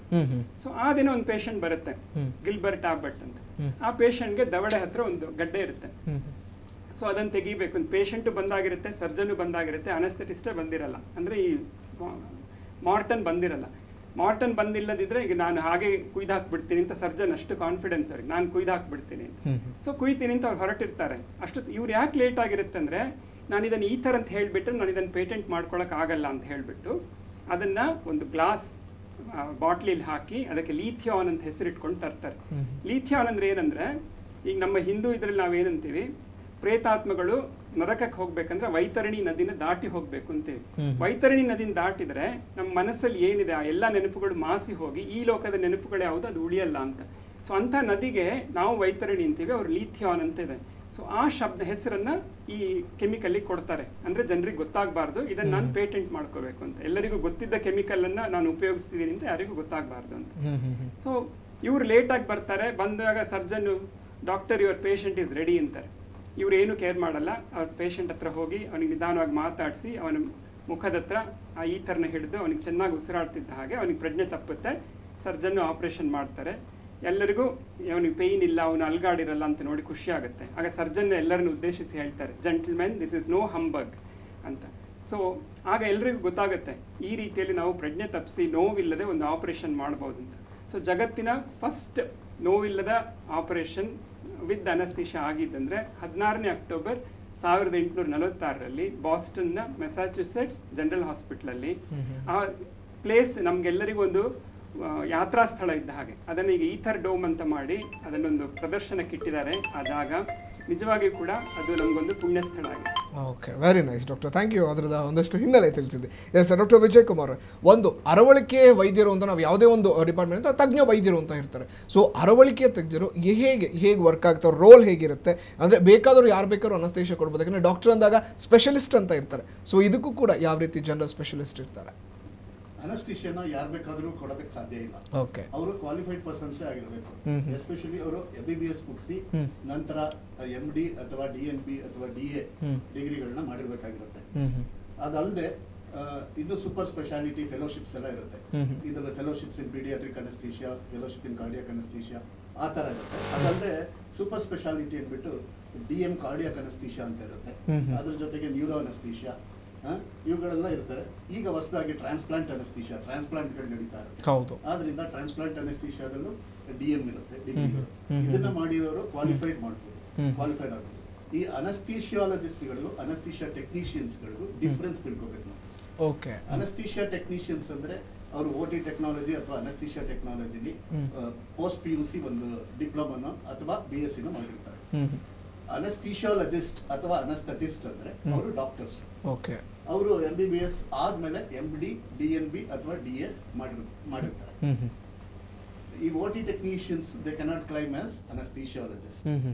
OT ಟೆಕ್ನಿಷಿಯನ್ಸ್ ಅಥವಾ ಅನಸ್ಥೀಷಿಯಾ ಟೆಕ್ನಿಷಿಯನ್ಸ್ ಇರ್ತಾರಲ್ಲ ಅವರು. ಇದಲ್ಲದೆ ಕ್ವಾಲಿಫೈಡ್ ಪರ್ಸನ್ಸ್ ಅಲ್ಲದೆ ಬೇರೆ ಯಾರು ಅನಸ್ಥೀಷಿಯಾ ಕೊಡೋದಕ್ಕೆ ಬರೋದು ಸಾಧ್ಯ ಇಲ್ಲ. ಇವರು ಅಥವಾ ಕರ್ನಾಟಕ ಮೆಡಿಕಲ್ ಕೌನ್ಸಿಲ್, ಆ ಲೋಕಲ್ ಮೆಡಿಕಲ್ ಕೌನ್ಸಿಲ್ಸ್ ಯಾವ್ದಿರುತ್ತೆ ಆಯಾ ಸ್ಟೇಟ್ ಅಲ್ಲಿ ಅದರಲ್ಲಿ ರಿಜಿಸ್ಟರ್ ಆಗಿರಬೇಕು. ಅವರು ಪೋಸ್ಟ್ ಗ್ರಾಜುಯೇಷನ್ ಡಿಗ್ರಿ ಸಹ ರಿಜಿಸ್ಟರ್ ಆಗಿದ್ರೆ ಮಾತ್ರ ಅವರು ಕ್ವಾಲಿಫೈ ಆಗಿರ್ತಾರೆ. ಈ ಅನಸ್ಥೀಷಿಯಾದಲ್ಲಿ ಅನುಭವ ಸಹ ಇಂಪಾರ್ಟೆಂಟ್. ಎಷ್ಟು ಅನುಭವ, ಎಷ್ಟು ಕೇಸ್ ಮಾಡಿರ್ತಾರೆ, ಯಾವ್ಯಾವ ತರ ಕೇಸ್ ಮಾಡಿರ್ತಾರೆ, ವಿವಿಧವಾಗಿ. ಈಗ ಹುಟ್ಟಿರೋ ಮಗುಗೂ ಅನಸ್ಥೀಷಿಯಾ ಕೊಡ್ಬೇಕಾಗತ್ತೆ. ಇಲ್ಲ 80, 100, 110 ವರ್ಷದವರೆಗೂ ಅನಸ್ಥೀಷಿಯಾ ಕೊಡ್ಬೇಕಾಗತ್ತೆ. ಆದ್ರಿಂದ ಇವರು ಕ್ವಾಲಿಫೈಡ್ ಪರ್ಸನ್ನೇ ಆಗಿರ್ಬೇಕು. ಎಕ್ಸ್ಪೀರಿಯನ್ಸ್ ಮ್ಯಾಟರ್ಸ್ ಎ ಲಾಟ್ ಅಂತ ಅನ್ಸುತ್ತೆ. ಜೊತೆಗೆ education, knowledge and skill is also very important in practising ಅಂತ ಅನ್ಸುತ್ತೆ. Okay, very nice. Okay doctor Vaidyanath, ಒಂದು ಅಂತ ಹೇಳಿದ್ರೆ ಈ ಅನಸ್ಥೇಷಿಯಾ ಜನರಲ್ಲಿ ಕೇವಲ ಆಪರೇಷನ್ ಅಥವಾ OT ಥಿಯೇಟರ್ಗೆ ಅಷ್ಟೇನೆ ಇದು ಸೀಮಿತವಾಗಿರುತ್ತೆ ಅಥವಾ ಬೇರೆ ಕಡೆನೂ ಕೂಡ ಇದನ್ನು ಬಳಸಬಹುದಾ, ಹೇಗೆ? ಎರಡು ಪಾರ್ಟಾಗಿ ತಗೋತೀನಿ ತಮ್ಮ ಪ್ರಶ್ನೆನ. ಡಾಕ್ಟರ್ ವಿಜಯಕುಮಾರ್ ಅವ್ರು ಹೇಳಿದ ರೀತಿ ಅನಸ್ಥೆಟಿಸ್ಟ್ ಅಥವಾ ಅನಸ್ಥಿಸಿಯಾಲಜಿಸ್ಟ್ ಅಂದ್ರೆ ಅವರು ಸಹ ಒಬ್ಬ ಡಾಕ್ಟರ್. ಎಷ್ಟೊಂದು ಜನಕ್ಕೆ ಅನಸ್ಥಿಸಿಯಾ ಕೊಡೋರು ಡಾಕ್ಟರ್, ನರ್ಸ, ಟೆಕ್ನಿಷಿಯನ್ ಅನ್ನೋ ಕನ್ಫ್ಯೂಷನ್ಗಳು ಇರ್ತವೆ. ಅನಸ್ಥಿಸಿಯಾ ಕೊಡೋಂಥವ್ರು ಯಾವ ಥರ ಡಾಕ್ಟರ್ ಅಂದರೆ highly qualified, highly trained people. ಸುಮಾರು 8 ರಿಂದ 10 ವರ್ಷ ತನಕ ಅವ್ರಿಗೆ ಟ್ರೈನಿಂಗ್ ಆಗ್ತದೆ. 16,000 ತಾಸುಗಳು ಅಂದರೆ 16,000 ಗಂಟೆಗಳು ಟ್ರೈನಿಂಗ್ ಆಗ್ತದೆ ಅವ್ರು, ಟ್ರೈನಿಂಗ್ ಪೀರಿಯಡ್. ಫಾರ್ ಎಕ್ಸಾಂಪಲ್ ನೀವು ಕಾರ್ಡಿಯಾಲಜಿಸ್ಟ್ ಅಂತಂದ್ರೆ ಕಾರ್ಡಿಯಾಲಜಿಸ್ಟ್ ತುಂಬಾ ಕ್ವಾಲಿಫಿಕೇಶನ್ ಇರೋ ಡಾಕ್ಟ್ರು, ತುಂಬಾ ಟ್ರೈನಿಂಗ್ ಆಗಿರೋ ಡಾಕ್ಟ್ರು, ಅಥವಾ ಸರ್ಜನ್ ದೊಡ್ಡ ಡಾಕ್ಟ್ರು ಟ್ರೈನಿಂಗ್ ಆಗಿದೆ, MS, FRCS ಮಾಡಿದ್ದಾರೆ. ಅದೇ ರೀತಿ ಅನಸ್ಥೀಸಿಯಾಲಜಿಸ್ಟ್ ಅಂದರೆ MBBS ಮಾಡಿ, MD ಮಾಡಿ, FRCA ಮಾಡಿ ಸಾಕಷ್ಟು ಟ್ರೈನಿಂಗು, ಸಾಕಷ್ಟು ಎಕ್ಸ್ಪೀರಿಯನ್ಸ್ ಆಗಿ ಬಂದಿರೋಂಥ ಡಾಕ್ಟ್ರು. ಇಷ್ಟು ಸಾಕಷ್ಟು ಟ್ರೈನಿಂಗ್ ಮಾಡಿರ್ಬೇಕಾರೆ ಅವರು ದೇಹದ ಅಂಗಾಂಶಗಳಂಥದ್ದು ಹಾರ್ಟು, ಲಂಗ್ಸು, ಕಿಡ್ನಿ ಎಲ್ಲದರಲ್ಲೂ ವಿಪುಣರಾಗಿರ್ತಾರೆ ಅವರು. ಯಾವುದೇ ನಿಮ್ಗೆ ಅಂಗಾಂಶಗಳ ವೈಫಲ್ಯ ಆಗಲಿ ಚಕ್ ಅಂತ ಅವರು ರೆಡಿ ಮಾಡೋಂಥದ್ದು ಗೊತ್ತಿರುತ್ತೆ. ಸೊ ಆಟೋಮೆಟಿಕಲಿ ಅವ್ರ ಸ್ಕಿಲ್, ಅವ್ರ knowledge it gets translated to emergency department and critical care. So critical ಕೇರಲ್ಲಿ ನೀವು ಇಂಟೆನ್ಸಿವಿಸ್ಟ್ ಅಂತ ಕೇಳಿರ್ಬೋದು. ಸೊ ಈಗ ನಾನು ಒಬ್ಬ ಇಂಟೆನ್ಸಿವಿಸ್ಟ್. ಸೊ ನಾನು ಯಾವ ರೀತಿ ಇಂಟೆನ್ಸಿವಿಸ್ಟ್ ಅಂತಂದ್ರೆ, ನಾನು ಅನಸ್ಥೀಷಿಯಾ ಪೋಸ್ಟ್ ಗ್ರಾಜುಯೇಷನ್ ಮುಗಿಸಿದ್ದೀನಿ. ಡಾಕ್ಟರ್ ವಿಜಯಕುಮಾರ್ ಅವ್ರು ಹೇಳಿದ ರೀತಿ ಪೋಸ್ಟ್ ಗ್ರಾಜುಯೇಷನ್ ಮುಗಿಸಿದ ನಂತರ ನಂದು ಕ್ರಿಟಿಕಲ್ ಕೇರ್ ಫೆಲೋಶಿಪ್ ಮಾಡಿದ್ದೀನಿ. ಅಂದರೆ ನಾನು ಅನಸ್ಥೀಷಿಯಾ ಸರ್ವಿಸಸ್ ಅನಸ್ಥೆಟಿಸ್ಟ್ ಅವರು ICU ನೋಡ್ಕೋತಾರೆ, ಎಮರ್ಜೆನ್ಸಿ ರೂಮ್ ಸಹ ಅವರೇ ನೋಡ್ಕೋತಾರೆ, ಓವರಾಲ್ ICU ಇನ್ಚಾರ್ಜ್ ಆಗಿರ್ತಾರೆ, ಎಮರ್ಜೆನ್ಸಿ ರೂಮಲ್ಲಿ ನೋಡ್ಕೋತಾರೆ. ಅದು ಬಿಟ್ಟು ಈ ಅನಸ್ಥೀಷಿಯಾ ಸರ್ವಿಸಸ್, ಈಗ ಅನಸ್ಥೀಷಿಯಾ ಪ್ರಜ್ಞೆ ತಪ್ಪಿಸೋದು ಬರೀ ಶಸ್ತ್ರಚಿಕಿತ್ಸೆಗೆ ಅಥವಾ ಓಟಿಗೆ ಮಾತ್ರ ಅಂತ ಒಂದು ಪ್ರಶ್ನೆ ಕೇಳಿದ್ರಿ. ಸೊ ಅದಲ್ಲದೆ ಕ್ಯಾತ್ ಲ್ಯಾಬ್ ಅಂತ ಹೇಳ್ತೀವಿ. ಸಾಧಾರಣವಾಗಿ ಕಾರ್ಡಿಯಾಲಜಿಸ್ಟ್ ಅಂತ ಹೇಳ್ತಾರೆ. ಕಾರ್ಡಿಯಾಲಜಿಸ್ಟ್ ಅಲ್ಲೂ ಎಂಜಿಯೋಪ್ಲಾಸ್ಟಿ ಮಾಡ್ತಾರೆ. 2 ಬ್ಲಾಕ್ ಇತ್ತು, 3 ಬ್ಲಾಕ್ ಇತ್ತು. ಆ ಎಂಜಿಯೋಪ್ಲಾಸ್ಟಿನಲ್ಲಿ ಪೇಷಂಟ್ನ ಪೂರ್ತಿ ನೋಡ್ಕೊಳ್ಳೋಂಥದ್ದು ಕಾರ್ಡಿಯಾಕ್ ಅನಸ್ಥೆಟಿಸ್ಟ್. ಸೊ ಅವ್ರಿಗೆ ಬೆನ್ನೆಲುಬಾಗಿ ನಿಂತಿರ್ತಾರೆ ಅವರು. ಅವರು ಪೇಷಂಟ್ಗೆ ಏನೇ ಮಾಡ್ಬೇಕಾದ್ರೆ ಅವರು ಹಿಮೋಡೈನಮಿಕ್ಸ್ ಅಂತ ಹೇಳ್ತೀವಿ, ಬ್ಲಡ್ ಪ್ರೆಷರ್ ನೋಡ್ಕೊಳ್ಳೋಂಥದ್ದು, ಹಾರ್ಟ್ ರೇಟ್ ನೋಡ್ಕೊಳ್ಳೋದು, ಅವೆಲ್ಲ ಅನಸ್ಥೆಟಿಸ್ಟ್. ಅದೇ ರೀತಿ ಎಂಡೋಸ್ಕೋಪಿ ಪ್ರೊಸೀಜರ್ಸ್ ಬರುತ್ತೆ, ERCP ಅಂತ ಹೇಳ್ತೀವಿ ನಾವು. ಪಿತ್ತಕೋಶದಲ್ಲಿ ಕಲ್ಲಿರೋಂಥದ್ದು ಅಥವಾ ಪ್ಯಾಂಕ್ರಿಯಾಸ್ ಯಕೃತ್ತಿನ ಉರಿಯೂತ, ಯಕೃತ್ನಲ್ಲಿ ಕಲ್ಲಿರುತ್ತದ್ದು, ಅದಕ್ಕೆಲ್ಲ ಎಂಡೋಸ್ಕೋಪಿಕ್ ಪ್ರೊಸೀಜರ್ಸ್ ಮಾಡ್ತೀವಿ. ಇದು ಶಸ್ತ್ರಚಿಕಿತ್ಸೆ ಅಲ್ಲ, ಆಪರೇಷನ್ ಥಿಯೇಟರ್ಲೂ ನಡೆಯಲ್ಲ. ಎಂಡೋಸ್ಕೋಪಿ ಸೂಟ್ನಲ್ಲಿ ನಡೆಯುವಂಥದ್ದು, ಅಲ್ಲಿಗೂ ಅನಸ್ಥೆಟಿಸ್ಟ್ ಸರ್ವಿಸಸ್ ಬೇಕಾಗುತ್ತೆ. ರೇಡಿಯೋಥೆರಪಿ ಅಂತ ಹೇಳ್ತೀವಿ, ಅಂದ್ರೆ ಕ್ಯಾನ್ಸರ್ ಸಂಬಂಧಪಟ್ಟಂಗೆ ರೇಡಿಯೋಥೆರಪಿ ಚಿಕ್ಕ ಮಕ್ಕಳಿಗೆಲ್ಲ ಬೇಕಾಗ್ತದೆ, ಅಲ್ಲಿ ಸಹ ಅನಸ್ಥೀಷಿಯಾ ಸರ್ವಿಸಸ್ ಬೇಕಾಗ್ತದೆ. ಸೊ ಅನಸ್ಥೀಷಿಯಾ ಸರ್ವಿಸಸ್ OT ಬಿಟ್ಟು ICU, emergency, cath lab, radiotherapy ಇವೆಲ್ಲ ಕಡೆ ಆವರಿಸ್ಕೊಂಡಿದೆ. ಅದೇ ರೀತಿ ಅನಸ್ಥೆಟಿಸ್ಟ್ ಆಪರೇಷನ್ ಥಿಯೇಟರ್ ಬಿಟ್ಟು ಎಮರ್ಜೆನ್ಸಿ ರೂಮ್ ಆಗಿರ್ಬೋದು, ICU ಆಗಿರ್ಬೋದು, ಕ್ಯಾತ್ ಲ್ಯಾಬ್ ಆಗಿರ್ಬೋದು, ರೇಡಿಯಾಲಜಿ ಸೂಟ್ ಆಗಿರ್ಬೋದು, ಅದ್ರ ಜೊತೆಗೆ ಟೀಚಿಂಗ್ ಅಂಡ್ ಟ್ರೈನಿಂಗ್, ರಿಸಸ್ಟೇಷನ್ ಸ್ಕಿಲ್ಸ್, ಬೇರೆಯವರಿಗೆ ರಿಸಸ್ಟೇಷನ್, ಟೀಚಿಂಗ್, ಟ್ರೈನಿಂಗ್ ಎಲ್ಲ ನೋಡ್ಕೊತಾರೆ. ಪ್ರೊಫೆಸರ್ ಆಗು ಕೂಡ ದೇ ವರ್ಕೌಟ್ ಅಂತ ಹೇಳ್ತಾರೆ. ಖಂಡಿತ ನಿಮ್ಗಳ ಜೊತೆಗೆ ನಾವು ಸೈಕಿಯಾಟ್ರಿಯಲ್ಲೂ ಅನಸ್ಥೀಷಿಯಾ ಉಪಯೋಗಿಸ್ತೀವಿ. ಓಕೆ, ECT ಅಂತ ಕೇಳ್ತೀವಿ, ಎಲೆಕ್ಟ್ರಿಕ್ ಕನ್ವಲ್ಸಿವ್ ಥೆರಪಿ ಅಂತ. ಅದರಲ್ಲೂ ಸಹ ನಾವು ನಮ್ಮ ಅನಸ್ಥೀಷಿಯಾನ ಉಪಯೋಗಿಸ್ತೀವಿ. ಅದು ಸಹ ಫಲಪ್ರದವಾಗಿದೆ. ಓಕೆ, ಖಂಡಿತ ನಿಮ್ಗಳ ಜೊತೆ ನಾನು ಮತ್ತಷ್ಟು ಮಾತುಕತೆನ ಮುಂದುವರಿಸ್ತೀನಿ. ಹಾಗಿದ್ರೆ ಕೇವಲ ಒಂದಷ್ಟು ವಿಭಾಗಗಳಿಗಷ್ಟೇ ಇಲ್ಲ, ಹೆರಿಗೆ ವಿಭಾಗಕ್ಕೆ ಬಂದರೂ ಕೂಡ ತುಂಬಾನೇ ಇಂಪಾರ್ಟೆಂಟ್ ಆಗುತ್ತೆ ಈ ಅರವಳಿಕೆ ಅಥವಾ ಅನಸ್ತೇಷಿಯಾ ಅಂತ ಹೇಳಿದ್ದು. ಈ ಕುರಿತಾದಂಥ ಮಾಹಿತಿಯನ್ನು ನೀಡ್ತೀವಿ ಚಿಕ್ಕ ಬ್ರೇಕ್ನ ಬಳಿಕ. ವಿರಾಮದ ನಂತರ ಹಲೋ ಡಾಕ್ಟರ್ ವಿಶೇಷ ಕಾರ್ಯಕ್ರಮಕ್ಕೆ ಮತ್ತೆ ಸ್ವಾಗತ. ಬನ್ನಿ ಹಾಗಿದ್ರೆ ನಮ್ಮ ಮಾತುಕತೆನ ಮತ್ತಷ್ಟು ಮುಂದುವರಿಸೋಣ. ಸರ್ ಡಾಕ್ಟರ್ ದಿನೇಶ್ ಅವರೇ, ನಿಮಗೆ ಪ್ರಶ್ನೆ ಅಂತ ಕೇಳೋದಾದ್ರೆ, ಈ ಅನಸ್ತೇಷಿಯಾನ ಯಾರಿಗೆ ಇಂತಿಷ್ಟು ಪ್ರಮಾಣ ಅಂತ ಹೇಗೆ ತೀರ್ಮಾನ ಮಾಡಲಾಗುತ್ತೆ? ಡಿಪೆಂಡಿಂಗ್ ಆನ್ ಕೇಸ್ ಆಗಿದ್ರೆ ಹೇಗೆ? ಮಾತಾಡಿ. ಅನಸ್ತೇಷಿಯಾ ಅಂತ ಹೇಳೋದು ಕೇವಲ ಒಂದು ಸೈನ್ಸ್ ಮಾತ್ರ ಅಲ್ಲ, ಅದೊಂದು ಕಲೆ ಕೂಡ. ಕೇವಲ ವೈಜ್ಞಾನಿಕವಾಗಿ ಒಂದೇ ಅಲ್ಲ, ಇದೊಂದು ಕಲೆ ಕೂಡ. ಯಾರಿಗೆ ಎಷ್ಟು ಪ್ರಮಾಣದಲ್ಲಿ ಯಾವ ಔಷಧಿಗಳನ್ನು ಹೇಗೆ ಕೊಡಬೇಕು ಅಂತ ಹೇಳೋದು ಕೂಡ ಅದನ್ನು ಡಿಸೈಡ್ ಮಾಡೋಕ್ಕೆ ನೂರಾರು ಕ್ರೈಟೀರಿಯಾಸ್ ಇದೆ. ಅಲ್ಲಿ ಮೇಯ್ನ್ ಅಂದರೆ ಒಂದು ಯಾವ ರೀತಿಯ ಆಪರೇಷನ್ ನಡೆಯುತ್ತೆ, ಪೇಷಂಟ್ ಏಜ್ ಎಷ್ಟು, ಪೇಷಂಟಿದ್ದು ತೂಕ ಎಷ್ಟು, ಪೇಷಂಟ್ ಕಂಡೀಷನ್ ಎಷ್ಟು, ಅವನಿಗೆ ಬೇರೆ ಬೇರೆ ಏನಾದ್ರು ಕಾಯಿಲೆಗಳಿದೆಯಾ, ಅಂದರೆ ಏನಾದ್ರು ಬಿ ಪಿ ಇದೆಯಾ, ಹೈ ಬಿ ಪಿ ಅಥವಾ ಲೋ ಬಿ ಪಿ, ಅಥವಾ ಶುಗರ್ ಅನ್ಕಂಟ್ರೋಲ್ಡ್ ಶುಗರ್ ಹಾಗೆ ಏನಾರು ಇದೆಯಾ, ಥೈರಾಯ್ಡ್ ಪ್ರಾಬ್ಲಮ್ ಇದೆಯಾ, ಅಥವಾ ಅವ್ರದ್ದು ಉಸಿರಾಟದ ತೊಂದರೆ ಏನಾರು ಇದೆಯಾ, ಹಾರ್ಟಿನ ಏನಾದ್ರು ತೊಂದರೆ ಇದೆಯಾ. ಸೊ ಇದನ್ನೆಲ್ಲ ನೋಡಿಕೊಂಡು ನಾವು ಅವರಿಗೆ ಯಾವ ರೀತಿಯ ಅರಿವಳಿಕೆ ಅಥವಾ ಯಾವ ರೀತಿಯ ಅನಸ್ತೇಷಿಯಾ ಅವರಿಗೆ ಯೋಗ್ಯ ಅಂತ ಹೇಳಿ ನಾವು ಡಿಸೈಡ್ ಮಾಡ್ತೀವಿ. ಅಂದರೆ ಎಷ್ಟೋ ಬಗೆಯ ಔಷಧಗಳಿದೆ, ಅದನ್ನೆಲ್ಲ ಇದೇನೆಂದರೆ ಒಂದು ಮಿಕ್ಸ್ ಆ್ಯಂಡ್ ಮ್ಯಾಚ್ ಥರ ಇವರಿಗೆ ಈ ಪ್ರೊಸೀಜರ್ಗೆ ಅವ್ರಿಗೆ ಕಂಫರ್ಟೇಬಲ್ ಆಗಿ ನೋವಿಲ್ಲದೆ ಸರ್ಜನಿಗೂ ಏನು ಪ್ರಾಬ್ಲಮ್ ಆಗಬಾರ್ದು, ಈ ರೀತಿಯಲ್ಲಿ ನಾವು ಡಿಸೈಡ್ ಮಾಡಬೇಕಂದ್ರೆ it requires lot of expertise. So with experience ಅನಸ್ಥೆಟಿಸ್ಟ್ಗಳು ಈ ರೋಗಿಗೆ ಈ ಆಪರೇಷನ್ಗೆ ಈ ರೀತಿ ಅನಸ್ತೇಷಿಯಾ ಸೂಕ್ತ ಅಂತ ಹೇಳಿ ನಿರ್ಧಾರ. Okay, very nice. Yes doctor Vijay Kumar, ನಿಮಗೆ ಬರೋದಾದ್ರೆ ಕೆಲವೊಂದು ವಿಚಾರದಲ್ಲಿ ಕೇಳಿದ್ದೀವಿ, ಪೇಷಂಟ್ ಏನಿರ್ತಾರೆ ಅವರ ಪಂಗಡ ಹಾಗೂ ಧರ್ಮದ ಹಿನ್ನೆಲೆಯನ್ನ ಕೂಡ ತಿಳಿದುಕೊಳ್ತಾರೆ ಡಾಕ್ಟರ್ಸ್ ಈ ವಿಚಾರದಲ್ಲಿ ಅಂತಾಗಿದೆ. ಅದು ನಿಜನಾ? ಹಾಗಿದ್ರೆ ಅದ್ರ ಹಿನ್ನೆಲೆ ಏನು, ಏನಕ್ಕಾಗಿ ಈ ಒಂದು ಮ್ಯಾಟರ್ ಈ ಒಂದು ಮೆಡಿಕಲ್ ಟರ್ಮ್ ಅಲ್ಲಿ ಬರುತ್ತೆ? ಇದು ನಿಜವಾಗ್ಲೂ ಕೇಳಬೇಕಾಗಿದ್ದ ಪ್ರಶ್ನೆ. ಓಕೆ, ಯಾಕೆಂದ್ರೆ ಇದು ವೆರಿ ಇಂಪಾರ್ಟೆಂಟ್. ಕೆಲವು ಧರ್ಮಗಳಲ್ಲಿ, ಅದರಲ್ಲೂ ಎಸ್ಪೆಷಲಿ ನಮ್ಮ ಕರ್ನಾಟಕದಲ್ಲಿರೋ ಶೆಟ್ಟಿ ಆರ್ಯ ವೈಶ್ಯಾಸ್ ಅಂತ ಏನ್ ಹೇಳ್ತೀವಿ, ಶೆಟ್ಟಿ ಆ ಪಂಗಡ, ಅದಲ್ಲದೆ ಪಾಕಿಸ್ತಾನ, ಇರಾಕ್, ಇರಾನ್, ಅಫ್ಘಾನಿಸ್ತಾನಗಳಲ್ಲಿರೋ ಮಸ್ತಿಕ್ಯಾನ್ಸ್ ಅಂತ ಒಂದು ಇದು ಎರಡು ಈ ತರ. ಅದಲ್ಲದೆ ಜರ್ಮನ್ ಒರಿಜಿನಲ್ಲಿ ಕೆಲವರಿಗೆ ಸ್ಕೋಲಿನ್ ಎಪ್ನಿಯಾ ಅಂತ ಆಗುತ್ತೆ. ನಾವು ಒಂದು ಡ್ರಗ್ ಕೊಡ್ತೀವಿ ಅವ್ರಿಗೆ, ಜನರಲ್ ಅನಸ್ತೇಷಿಯಾ ಕೊಡೋದಕ್ಕಿಂತ ಮುಂದೆ ಸಕ್ಸಿನಲ್ಕೋಲಿನ್ ಅಂತ, ಅದನ್ನ ಸಕ್ಸಾಮೆಥಾಮಿನ್ ಅಂತ ಹೇಳ್ತೀವಿ. ಈ ಡ್ರಗ್ ಉಪಯೋಗಿಸಿದ್ರೆ ಆ ಡ್ರಗ್ ದೇಹದಿಂದ ಹೊರಗಡೆ ಹೋಗ್ಬೇಕು. ಅದು ಕೆಲವು ನಿಮಿಷ ಕೆಲಸ ಮಾಡಿ 2 ನಿಮಿಷದಿಂದ 10 ನಿಮಿಷದವರೆಗೆ ಕೆಲಸ ಮಾಡುತ್ತೆ. ಅದಾದ ತಕ್ಷಣ ಅದು ಜೀರ್ಣ ಆಗಿ ಆಚೆ ಹೋಗ್ಬೇಕು. ಅದನ್ನೇನಾಗುತ್ತೆ ಅಂದ್ರೆ ಅದಕ್ಕೆ ಇಂಪಾರ್ಟೆಂಟ್ ಒಂದು ಕೋಲಿನೆಸ್ಟೇಸ್ ಅಂತ ಒಂದು ಎನ್ಸೈಮ್ ಇರುತ್ತೆ ಬಾಡಿ. ಆ ಎನ್ಸೈಮ್ ಕಾರಣ ಅದನ್ನ ಕರಗಿಸಿ ಆಚೆ ಕಳಿಸೋಂಥದ್ದು ಕೆಲಸ ಮಾಡುತ್ತೆ. ಈ ಕೆಲವು ಇದರಲ್ಲಿ ಜೆನೆಟಿಕಲಿ ಈ ಕ್ಯಾಸ್ಟ್ನವ್ರಿಗೆ ಆರ್ಯ ವೈಶ್ಯಾಸ್, ಶೆಟ್ಟೀಸ್ ಅಂತ ಹೇಳ್ತೀವಿ, ಚೆಟ್ಟಿಯಾರ್ ಅಂತ ಹೇಳ್ತೀವಿ, ಶ್ರೇಷ್ಠೀಸ್ ಅಂತ ಹೇಳ್ತೀವಿ, ಮುನಿಯಾಸ್ ಅಂತ ಹೇಳ್ತೀವಿ, ಸುಮಾರು ಮೈಸೂರಲ್ಲೇ ಇದ್ದಾರೆ, ವರ್ಲ್ಡ್ ವೈಡ್ ಡಿಸ್ಟ್ರಿಬ್ಯೂಟ್ ಆಗಿದ್ದಾರೆ. ಇವ್ರದ್ದು ಕೆಲವರು ಹೇಳ್ತಾರೆ ಇವ್ರದ್ದು ಜರ್ಮನ್ ರೇಸ್ ಸಹ ಇದೆ ಇವ್ರದ್ದು ಅಂತ. ಅದನ್ನ ಹಿಟ್ಲರೇ ಆಗ್ಲೇ ಹೇಳಿದ್ದಂತೆ, ನಾವು ಆರ್ಯನ್ ರೇಸ್ ಅವರು ಅಂತ ಹಿಟ್ಲರು ಹೇಳಿದ್ದಂತೆ. ಆದ್ರಿಂದ ಇವರುಗಳಲ್ಲಿ ಈ ಸೂಡೋಕೋಲಿನೆಸ್ಟೆಸ್ ಆಬ್ಸೆಂಟ್ ಇರುತ್ತೆ, ಇಲ್ಲ ಅಂತಂದ್ರೆ ಕಡಿಮೆ ಇರುತ್ತೆ ಅಂಶ, ಜೆನೆಟಿಕಲಿ ಕಡಿಮೆ ಇರುತ್ತೆ. ಇದು ಕಡಿಮೆ ಇದ್ದಾಗ ಇದು ಪ್ರೊಲಾಂಗ್ ಆಗುತ್ತೆ ಇದರ ಆಕ್ಷನ್. ಸ್ಕೋಲಿನ್ ಅಂತ ಏನ್ ಡ್ರಗ್ ಕೊಟ್ಟಿರ್ತೀವಿ ಅದರಿಂದ. ಆದ್ರಿಂದ ಇದು 2 ರಿಂದ 10 ನಿಮಿಷ ಕೆಲಸ ಮಾಡಬೇಕಾಗಿದ್ದು 30 ನಿಮಿಷನೋ ಇಲ್ಲ 6 hours ವರೆಗೂ ಎಕ್ಸ್ಟೆಂಡ್ ಆಗಿರ್ಬೋದು. ಆ ತರ ಎಕ್ಸ್ಟೆಂಡ್ ಆದಾಗ ಅವರು ಜ್ಞಾನ ತಪ್ಪಿ ಹೊರಗೆ ಬರೋದಿಲ್ಲ. ಜ್ಞಾನ ತಪ್ಪಿಸಿದ್ಮೇಲೆ ಜನರಲ್ ಅನಸ್ತೇಷಿಯಾದಿಂದ ಹೊರಗೆ ಬರೋದಿಲ್ಲ. ಅಂತ ಸಮಯದಲ್ಲಿ ನಾವು ಅವ್ರನ್ನ ಮೇಂಟೈನ್ ಮಾಡ್ತಿರ್ಬೇಕಾಗುತ್ತೆ. ಅವರಿಗೆ ಬೇರೆ ವೆಂಟಿಲೇಟರ್ಗೆ ಹಾಕೋ ಇಲ್ಲ ನಾವು ಆಂಬುಲಾಗಲ್ಲಿ ಇದ್ರೆ ಅದನ್ನ ಅವ್ರನ್ನ ಕಂಟಿನ್ಯೂ ಮಾಡಿ ಅವ್ರನ್ನ ಮಾನಿಟರ್ ಮಾಡಬೇಕಾಗುತ್ತೆ. ಆದ್ರಿಂದ ಈ ಊರುಗಳನ್ನ ನಾವು ಮೊದಲೇ ಜಾತಿ ಧರ್ಮನ ತಿಳ್ಕೊಂಡಿದ್ರೆ ಎಚ್ಚರಿಕೆಯಾಗಿ ಅದ್ರ ಬದಲು ಬೇರೆ ಡ್ರಗ್ ನ ಉಪಯೋಗಿಸಬಹುದು. ಇನ್ಸ್ಟೆಡ್ ಆಫ್ ದಟ್ ಬೇರೆ ಡ್ರಗ್ಸ್ ಇದೆ, ಅವುಗಳನ್ನ ಉಪಯೋಗಿಸಬಹುದು. ಅಕಸ್ಮಾತ್ ಕೊಟ್ಟಿದ್ರು ಆಮೇಲೆ ಕ್ಯಾಸ್ಟ್ ಗೊತ್ತಾಗಿ ಈ ತರ ಇದಾಗುತ್ತೆ ಅಂದ್ರೆ ನಾವು ಮೇಂಟೆನೆನ್ಸ್ ಮಾಡ್ಕೋಬಹುದು, ಅವ್ರಿಗೆ ನಿಗಾ ವಹಿಸಬಹುದು. ಆದ್ರಿಂದ ನಾವು ಜಾತಿನ ಕೆರೆ ಕೇಳ್ತೀವಿ, ಅದೊಂದು ಕಾಲಂ ಇಟ್ಕೊಂಡೇ ಇರ್ತೀವಿ. ಅದರಲ್ಲಿ ಆರ್ಯ ವೈಶ್ಯಾಸ್ ಅಂತ ಲೋಕಲ್ ಅಲ್ಲಿ ಕೇಳ್ಕೊತೀವಿ, ಬೇರೆ ಕಡೆ ಅವ್ರವ್ರ ರೀಸನ್ ಅಲ್ಲಿ ಹೇಗೆ ಅದು ಕೊಲೋಕ್ವೇಲ್ ಆಗಿರುತ್ತೆ ಕೇಳ್ಕೊತಾರೆ. Okay, very nice. Yes doctor Vaidyanath ನೋಡಿ, ಒಂದೆಡೆ ಅನಸ್ತೇಷಿಯಾ ಅಥವಾ ಅರವಳಿಕೆ ಕೊಡೋದು ಸಂಪೂರ್ಣ ಪ್ರಜ್ಞೆ ತಪ್ಪಿಸೋದು ಎಲ್ಲ ಜನರಿಗಿರುತ್ತೆ, ಇಲ್ಲ ಯಾವ ಪಾರ್ಟ್ ಆಫ್ ನಾವು ಸರ್ಜರಿ ಮಾಡ್ತೇವೆ ಅಲ್ಲಿಗೆ ಮಾತ್ರ ಕೊಡುವಂಥದ್ದು ಇದೆ, ಅಥವಾ ಇಡೀ ಸಂಪೂರ್ಣವಾಗಿ ಪ್ರಜ್ಞೆಯನ್ನು ತಪ್ಪಿಸುವಂಥ ಕ್ರಿಯೆ ನಡೆಯುತ್ತಾ ಹೇಗೆ? ಕರೆಕ್ಟ್. ತಾವು ಹೇಳಿದ ರೀತಿ ಅನಸ್ಥಿಷಿಯಲ್ಲಿ ಬೇರೆ ಬೇರೆ ಮೆಥಡ್ಸ್ ಇದೆ ಅರಿವಳಿಕೆನಲ್ಲಿ. ಒಂದು ತಾವು ಹೇಳಿದ ರೀತಿ ಸಂಪೂರ್ಣ ಅರಿವಳಿಕೆ ಅಂತ ಹೇಳ್ತೀವಿ, ಇಂಗ್ಲಿಷ್ ನಲ್ಲಿ ಜನರಲ್ ಅನಸ್ಥಿಷಿಯಾ ಅಂತ ಏನ್ ಹೇಳ್ತೀವಿ ಅದು. ಡಾಕ್ಟರ್ ವಿಜಯ್ ಕುಮಾರ್ ಅವ್ರು ಹೇಳಿದ ರೀತಿ ಸಂಪೂರ್ಣ ಅರಿವಳಿಕೆ ಅಥವಾ ಜನರಲ್ ಅನಸ್ಥಿಷಿಯಾ ಅಂತಂದ್ರೆ ಪೇಷಂಟ್ ಪೂರ್ತಿ ಪ್ರಜ್ಞೆ ತಪ್ಪಿಸ್ತೀವಿ.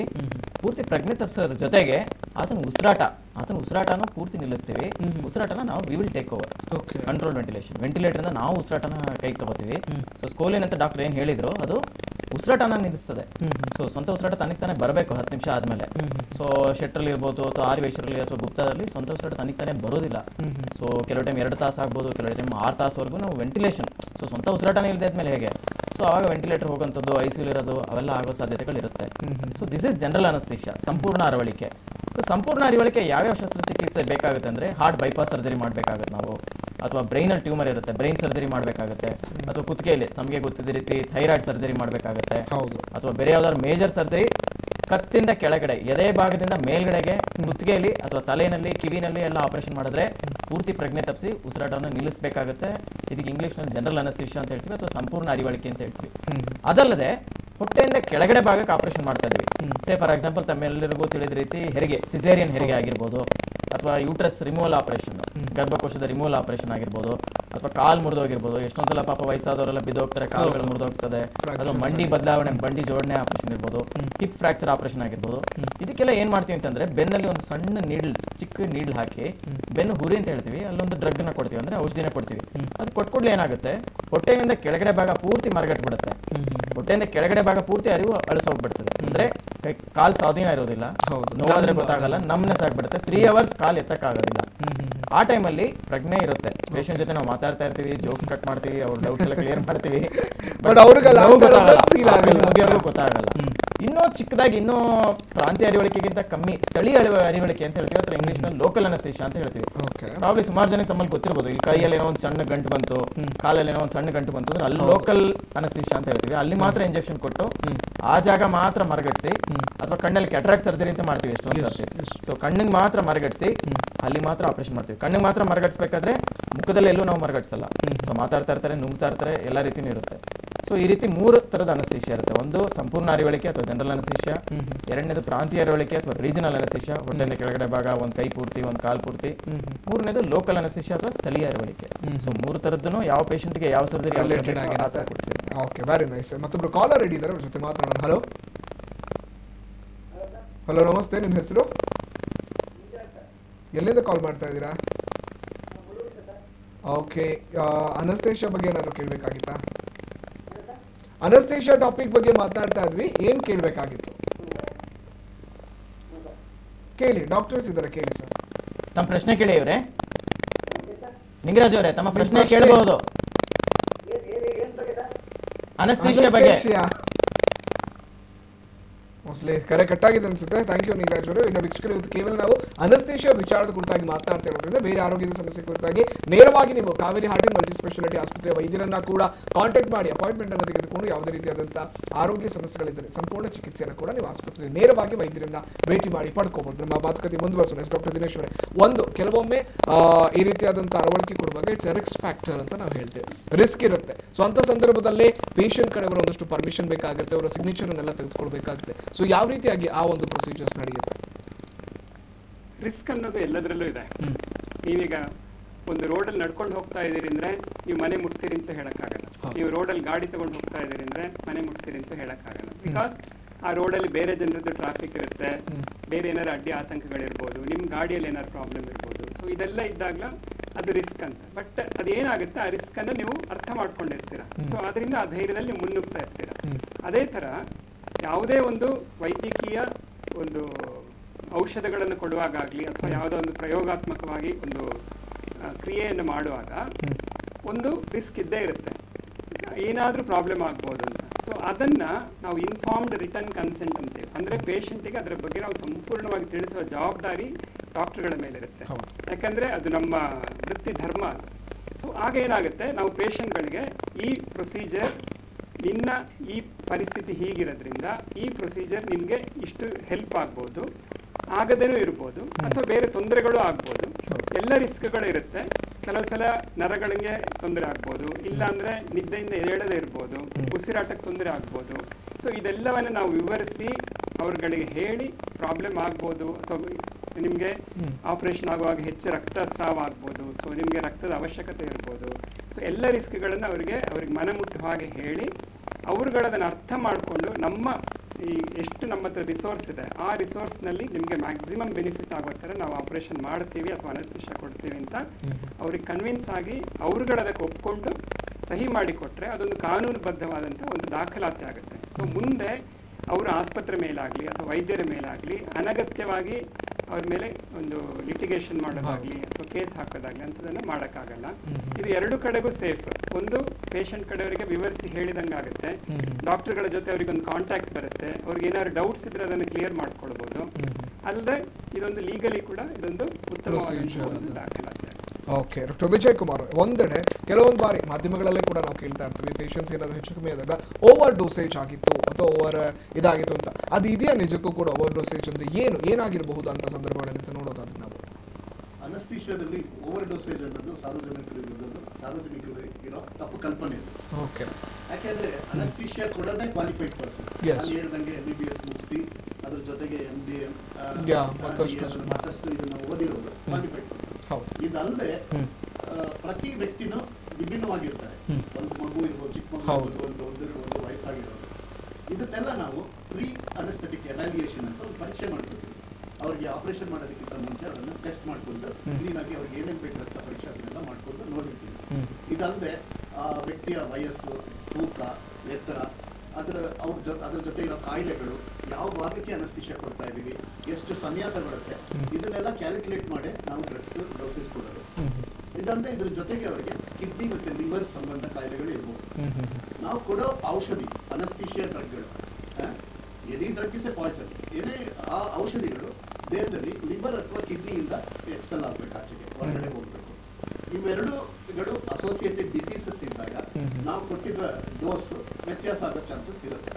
ಅದನ್ನ ಮಧ್ಯೆ ತಿಳ್ಕೊಂಡಿರ್ತೀವಿ. ಕ್ವಾಲಿಫೈಡ್ ಪರ್ಸನ್ ಇಂದ ಅನಸ್ತೇಷಿಯಾ ತಗೊಂಡ್ರೆ ಈ ಓವರ್ ಡೋಸ್ ಅಂತ ಕಾನ್ಸೆಪ್ಟ್ ಬರೋದೇ ಇಲ್ಲ. ಓಕೆ, ಒಬ್ರು ಕಾಲರ್ ಇದ್ದಾರೆ ಡಾಕ್ಟರ್, ನಾವು ಮಾತಾಡ್ತೀನಿ. ಹಲೋ ಹಲೋ, ನಮಸ್ತೆ. ನಿಮ್ಮ ಹೆಸರು ಮೇಡಮ್? ಮಾತಾಡಿ ಮೇಡಮ್, ಕೇಳಿಸ್ತಾ ಇದೆ. ನಿಮ್ಮ ಹೆಸರು ಕೇಳಿಸ್ತಾ ಇದೆ ಮೇಡಮ್, ಮಾತನಾಡಿ. ಚಂದ್ರಮ್ಮ ಅಂತ ಹೇಳಿ. ಓಕೆ, ಯಾವ್ದ್ರ ಬಗ್ಗೆ ಕೇಳಬೇಕಾಗಿತ್ತು ಮೇಡಮ್? ನಾವು ಸ್ವಲ್ಪ ಗರ್ಭಕೋಶದ ಬಗ್ಗೆ ಕೇಳ್ಕೊಬೇಕಾಯ್ತು ಸರ್. ಓಕೆ, ಡಾಕ್ಟರ್ಸ್ ಇದ್ರೆ ಮಾತನಾಡಿ. ಹೇಳಿ ಮೇಡಮ್. ಚಂದ್ರಮ್ಮನವರೇ ಹೇಳಿ, ತಮ್ಮ ಪ್ರಶ್ನೆ ಕೇಳಿ.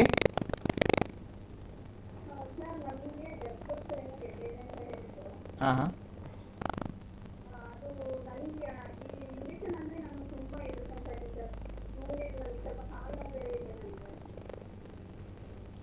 ಚಂದ್ರಮ್ಮನವರೇ, ಹಾಂ ಹಾಂ ಚಂದ್ರಮ್ಮನವರೇ, ಆಪರೇಷನ್ ಮಾಡಿಸ್ಕೊಳ್ಳೋದ್ರಿಂದ, ಅನಸ್ತೇಷಿಯಾ ತಗೊಳ್ಳೋದ್ರಿಂದ ತಮಗೆ ಮುಂದಿನ ಕೆಲಸಗಳು ಮಾಡ್ಕೊಳ್ಳಿಕ್ಕಾಗಲಿ ಅಥವಾ ಭಾರ ಎತ್ತೋದಾಗಲಿ, ನಡೆದೋಡೋದಾಗಲಿ, ಓಡಾಡೋದಾಗಲಿ ಯಾವುದೇ ಥರದ 1% ಪ್ರಾಬ್ಲಮ್ಗಳು ಆಗೋದಿಲ್ಲ. ಅನಸ್ತೇಷಿಯಾ ಅಥವಾ ಅರಿವಳಿಕೆ ಸಂಪೂರ್ಣವಾಗಿ ಸೇಫ್ ಆಗಿರುತ್ತೆ. ನಿಮಗೆ ತಮ್ಮ ವೈದ್ಯರನ್ನು ಕಾಂಟ್ಯಾಕ್ಟ್ ಮಾಡಿ, ನಮ್ಮ ಅನಸ್ತೇಷಿಯಾಲಜಿಸ್ಟ್ನ ಮೀಟ್ ಮಾಡಿ, ನಿಮ್ಗೆ ಯಾವ ರೀತಿ ಅನಸ್ತೇಷಿಯಾ ಬೇಕು ಅಂತ ಮುಕ್ತವಾಗಿ ಮಾತುಕತೆ ಮಾಡಿ ಅದನ್ನು ಪ್ಲ್ಯಾನ್ ಮಾಡ್ಕೊಂಡು ಮಾಡ್ಕೊಳ್ಳಿ. ನಿಮ್ಮ ಕಾಲು ನೋವಾಗಲಿ ಅಥವಾ ಮುಂದಕ್ಕೆ ನಿಮ್ಮ ಕೆಲಸಗಳನ್ನು ಮಾಡ್ಕೊಳ್ಳೋದಕ್ಕಾಗಲಿ ಅನಸ್ತೇಷಿಯಾ ತಗೊಳ್ಳೋದ್ರಿಂದ ಯಾವುದೇ ಥರದ ಪ್ರಾಬ್ಲಮ್ಗಳು ಆಗಲ್ಲ ತಮಗೆ, 100% ಶೋರ್ ಅದರಿಂದ. ಥ್ಯಾಂಕ್ ಯು ಮೇಡಮ್, ಕರೆ ಮಾಡಿದಾಗ. ಎಸ್ ಡಾಕ್ಟರ್ ವೈದ್ಯನಾಥ್, ಒಂದೆಡೆ ಅನಸ್ತೇಷಿಯಾ ಅಥವಾ ಅರವಳಿಕೆನ ಕೊಡುವಾಗ ಅತಿ ಚಿಕ್ಕ ಮಕ್ಕಳಿಗೂ ಕೊಡಬೇಕಾದಂಥ ಸಂದರ್ಭಗಳು ಬರುತ್ತೆ ಅಥವಾ ಅತಿ ವಯಸ್ಸಾದಂಥವ್ರಿಗೂ ಕೊಡಬೇಕಾಗುತ್ತೆ. ಸೊ ಅವರಿಬ್ಬರನ್ನ ಗಮನದಲ್ಲಿ ಇಟ್ಕೊಳ್ಳೋದಾದ್ರೆ ಸೇಫ್ ಆಗಿರುತ್ತೆ ಆ ವಯಸ್ಸಿನವರೆಗೂ ಕೊಡೋದಕ್ಕೆ ಅರವಳಿಕೆಯನ್ನು? ನಾನು ಖಂಡಿತ ಬಹಳ ಮುಖ್ಯವಾದಂಥ ಪ್ರಶ್ನೆ ಇದು. ನಾವು ಪ್ರತಿನಿತ್ಯ ನಮ್ಮ ಪ್ರಾಕ್ಟೀಸಲ್ಲಿ ನೋಡ್ತಾ ಇರೋದಂಥ ಬಹಳ ಸೂಕ್ಷ್ಮವಾದ ಪ್ರಶ್ನೆ ಇದು. ಮಕ್ಕಳಿಗೆ, ಎಸ್ಪೆಷಲಿ ಮಕ್ಕಳಿಗೆ ಆಪರೇಷನ್ ಅಥವಾ surgery, for example tonsil operation ಅಂತ ಬರ್ತಾರೆ, ಅಥವಾ ಹೋಟೆಲ್ ಗಡ್ಡೆ ಆಪರೇಷನ್ ಅಂತ ಬರ್ತಾರೆ, ಅಥವಾ ಬೇರೆ ಏನೋ ಕಿವಿಲಿ ಏನೋ ಹಾಕೊಂತಾರೆ, ಮೂಗಲ್ಲಿ ಏನೋ ಹಾಕೊಂಡ್ಬಿಡ್ತಾರೆ, ಫಾರಿನ್ ಬಾಡಿ ಅಂತ ನಾವೇನು ಇಂಗ್ಲೀಷ್ನಲ್ಲಿ ಏನು ಹೇಳ್ತೀವಿ ಅದನ್ನು ತೆಗಿಬೇಕೆ ಪ್ರಜ್ಞೆ ತಪ್ಪಿಸಬೇಕಾಗುತ್ತೆ, ಅನಸ್ತೇಷಿಯಾ ಕೊಡಬೇಕಾಗುತ್ತೆ. ಪ್ರತಿಯೊಬ್ಬ ತಾಯಿ, ಪ್ರತಿಯೊಬ್ಬ ತಂದೆನೂ ಕೇಳೋಂಥದ್ದು, ಸರ್ ಮಗುಗೆ ಅನಸ್ತೇಷಿಯಾ ಕೊಟ್ಟರೆ ಏನು ಪ್ರಾಬ್ಲಮ್ ಆಗಲ್ವಾ, ಮೆದುಳು ಬೆಳವಣಿಗೆಗೆ ಏನು ಪ್ರಾಬ್ಲಮ್ ಆಗಲ್ವಾ, ಮುಂದಕ್ಕೆ ಅವನು ಓದೋಕ್ಕೇನೋ ಆಗಲ್ವಾ? ಇನ್ಫ್ಯಾಕ್ಟ್ ಅನಸ್ತೇಷಿಯಾ ಅಥವಾ ನಮ್ಮ ಅನಸ್ತೇಷಿಯಾ ಮೆಡಿಕೇಶನ್ಸ್ ಎಷ್ಟು ಚೆನ್ನಾಗಿ ಅಡ್ವಾನ್ಸ್ ಆಗಿದೆ ಅಂತಂದರೆ ಯಾವುದೇ ರೀತಿಯ ಬೆಳವಣಿಗೆಗಾಗಲಿ, ಮಗುವಿನ ಮಾನಸಿಕ ಬೆಳವಣಿಗೆಗಾಗಲಿ ಅಥವಾ ಶಾರೀರಿಕ ಬೆಳವಣಿಗೆಗಾಗಲಿ ಈ ಅನಸ್ತೇಷಿಯಾ ಮದ್ದುಗಳಿಂದ ಯಾವುದೇ ವಿಧವಾದ ಅಡ್ಡ ಪರಿಣಾಮ ಅಥವಾ ಸೈಡ್ ಎಫೆಕ್ಟ್ಸ್ ಆಗೋದಿಲ್ಲ. These medications are tested and 100% safe, number 1. So ಮಕ್ಕಳಲ್ಲಿ ಯಾವುದೇ ಥರದ ಪ್ರಾಬ್ಲಮ್ಗಳು ಆಗೋದಿಲ್ಲ. ಡಾಕ್ಟರ್ ವಿಜಯ್ ಕುಮಾರ್ ಅವ್ರು ಹೇಳಿದ ರೀತಿ ಆ ಮಗುದು ಆರ್ಗನ್ಸ್, ಹಾರ್ಟ್ ಯಾವ ರೀತಿ ಇದೆ, ಲಂಗ್ಸ್ ಯಾವ ರೀತಿ ಇದೆ, ಕಿಡ್ನಿ, ಲಿವರ್ ಯಾವ ರೀತಿ ಇದೆ ಅಂತ ಟೆಸ್ಟ್ ಮಾಡಿಕೊಂಡು ಅವ್ರಿಗೆ ಯಾವ ರೀತಿ ಮೆಡಿಸಿನ್ಸ್ ಬೇಕೋ ಆ ರೀತಿ ಪ್ಲಾನ್ ಮಾಡಿಕೊಂಡು ಅದೇ ರೀತಿ ಅನಸ್ತೇಷಿಯಾ ಕೊಡ್ತೀವಿ. ಇನ್ನೊಂದು ಕೇಳಿದ್ರಿ ತಾವು ವಯಸ್ಸಾಗಿದ್ದವರು, ವಯಸ್ಸಾಗಿರೋರು ಅನದರ್ ಎಕ್ಸ್ಟ್ರೀಮ್ ಏನಾಗುತ್ತೆ, ಕಿಡ್ನಿ ಸ್ವಲ್ಪ ಕೆಲಸ ಮಾಡೋದು ಕಡಿಮೆ ಆಗುತ್ತೆ, ಹಾರ್ಟ್ ಕೆಲಸ ಮಾಡೋದು ಸ್ವಲ್ಪ ಕಡಿಮೆ ಆಗುತ್ತೆ. ಹೇಗೆ ನಮ್ಮ ವಯಸ್ಸಾದ್ಮೇಲೆ ಸ್ವಲ್ಪ ಕೂದಲು ಬೆಳ್ಳಗಾಗುತ್ತೋ, ಸ್ವಲ್ಪ ಕಣ್ಣು ಮಂಜಾಗುತ್ತೋ, ಸ್ವಲ್ಪ ಕಿವಿ ಸ್ವಲ್ಪ ಕಮ್ಮಿಯಾಗಿ ಕೇಳುತ್ತೋ, ಅದೇ ರೀತಿ ನಮ್ಮ ಹಾರ್ಟ್ ಸ್ವಲ್ಪ ಕಮ್ಮಿ ಕೆಲಸ ಮಾಡುತ್ತೆ, ಲಿವರು ಕಿಡ್ನಿ ಎಲ್ಲ ಸ್ವಲ್ಪ ಕಮ್ಮಿ ಕೆಲಸ ಮಾಡುತ್ತೆ. ಸೊ ನಾವು ಕೊಡೋಂಥ ಡ್ರಗ್ಸ್ ಎಲ್ಲ ಎಕ್ಸ್ಕ್ರೀಟ್ ಅಂದ್ರೆ ಮೈಯಿಂದ ಆಚೆ ಬರೋದಕ್ಕೆ ಸ್ವಲ್ಪ ಜಾಸ್ತಿ ಟೈಮ್ ತಗೊಳುತ್ತೆ, ಅಂದ್ರೆ ಮೈಯೆಲ್ಲ ಜಾಸ್ತಿ ಹೊತ್ತು ಸುತ್ತಾ ಇರ್ತದೆ. ಸೊ ಹಾಗಾಗಿ ನಾವು ಕೊಡುವಂಥ ಮೆಡಿಕೇಶನ್ಸ್ ನ ಪ್ರಮಾಣವನ್ನು ಸ್ವಲ್ಪ ಕಡಿಮೆ ಮಾಡಬೇಕಾಗುತ್ತೆ, ಸ್ವಲ್ಪ ಖಂಡಿತ ಮುತುವರ್ಜಿ ಮಾಡಬೇಕಾಗುತ್ತೆ. But still it is very safe. Plan ಮಾಡ್ಕೋತೀವಿ, ನಾವು ಪ್ಲಾನ್ ಮಾಡ್ಕೊಂಡು ನಂತರ ಅನಸ್ತೇಷಿಯಾ ಕೊಡ್ತೀವಿ. Okay, very nice. Doctor Dinesh ಅವರೇ, ಒಂದೆಡೆ ಅಂದರೆ ಹೆರಿಗೆ ಸಂದರ್ಭ ಬಂದಂಥ ಸಂದರ್ಭದಲ್ಲೂ ಕೂಡ ಅನಸ್ತೇಷಿಯಾ ಕೊಡಲಾಗುತ್ತೆ ಅಂತ ಹೇಳಿದ್ರೆ, ಹಿಂದೆ ಈ ಪದ್ಧತಿ ಇತ್ತು, ಇಲ್ಲಾಂದ್ರೆ ಇತ್ತೀಚೆಗೆ ಅದು ತುಂಬಾ ಯೂಸ್ ಆಗ್ತಾ ಇರೋದ್ರಿಂದ ನೋವು ಅಂದರೆ ಪೇನ್ಲೆಸ್ ಸರ್ಜರಿ ಅಂತ ಕೂಡ ಕೇಳಿದ್ವಿ. ನೋವಾಗೋದಿಲ್ಲ ಸರ್ಜರಿ ಮಾಡಬೇಕಾದ್ರೆ, ಅಥವಾ ಪೇನ್ಲೆಸ್ ಡೆಲಿವರಿ ಅಂತ ಕೇಳಿದ್ವಿ. ಅದು ನಿಜಕ್ಕೂ ಸಾಧ್ಯನಾ? ಪೇನ್ಲೆಸ್ ಡೆಲಿವರಿ ಅನ್ನೋದು ಸಾಧ್ಯನಾ ಅನ್ನೋದೇ ಒಂದು ಪ್ರಶ್ನೆ. ಯಾಕಂದರೆ ಹಿಂದೆ ನಾವು ಮೂವೀಸ್ ಆಗಿರ್ಬೋದು ಎಕ್ಸಾಂಪಲ್ ತಗೊಂಡಾಗ ಎಲ್ಲದಲ್ಲೂ ಕೂಡ pain bearing of the moment of a women ಅಂತ ಹೇಳಿದ್ರೆ ಡೆಲಿವರಿ ಟೈಮ್ ಅನ್ನೋದನ್ನು ಕೂಡ ಡಿಕ್ಲೇರ್ ಮಾಡಿದಾಗ ಮಾಡಿಬಿಟ್ಟಿದ್ದಾರೆ. ಸೊ ನಿಜಕ್ಕೂ ಪೇನ್ಲೆಸ್ ಡೆಲಿವರಿ ಸಾಧ್ಯನಾ? ಆ್ಯಕ್ಚುಲಿ ಇದು ಒಳ್ಳೆ ಕ್ವಶನ್.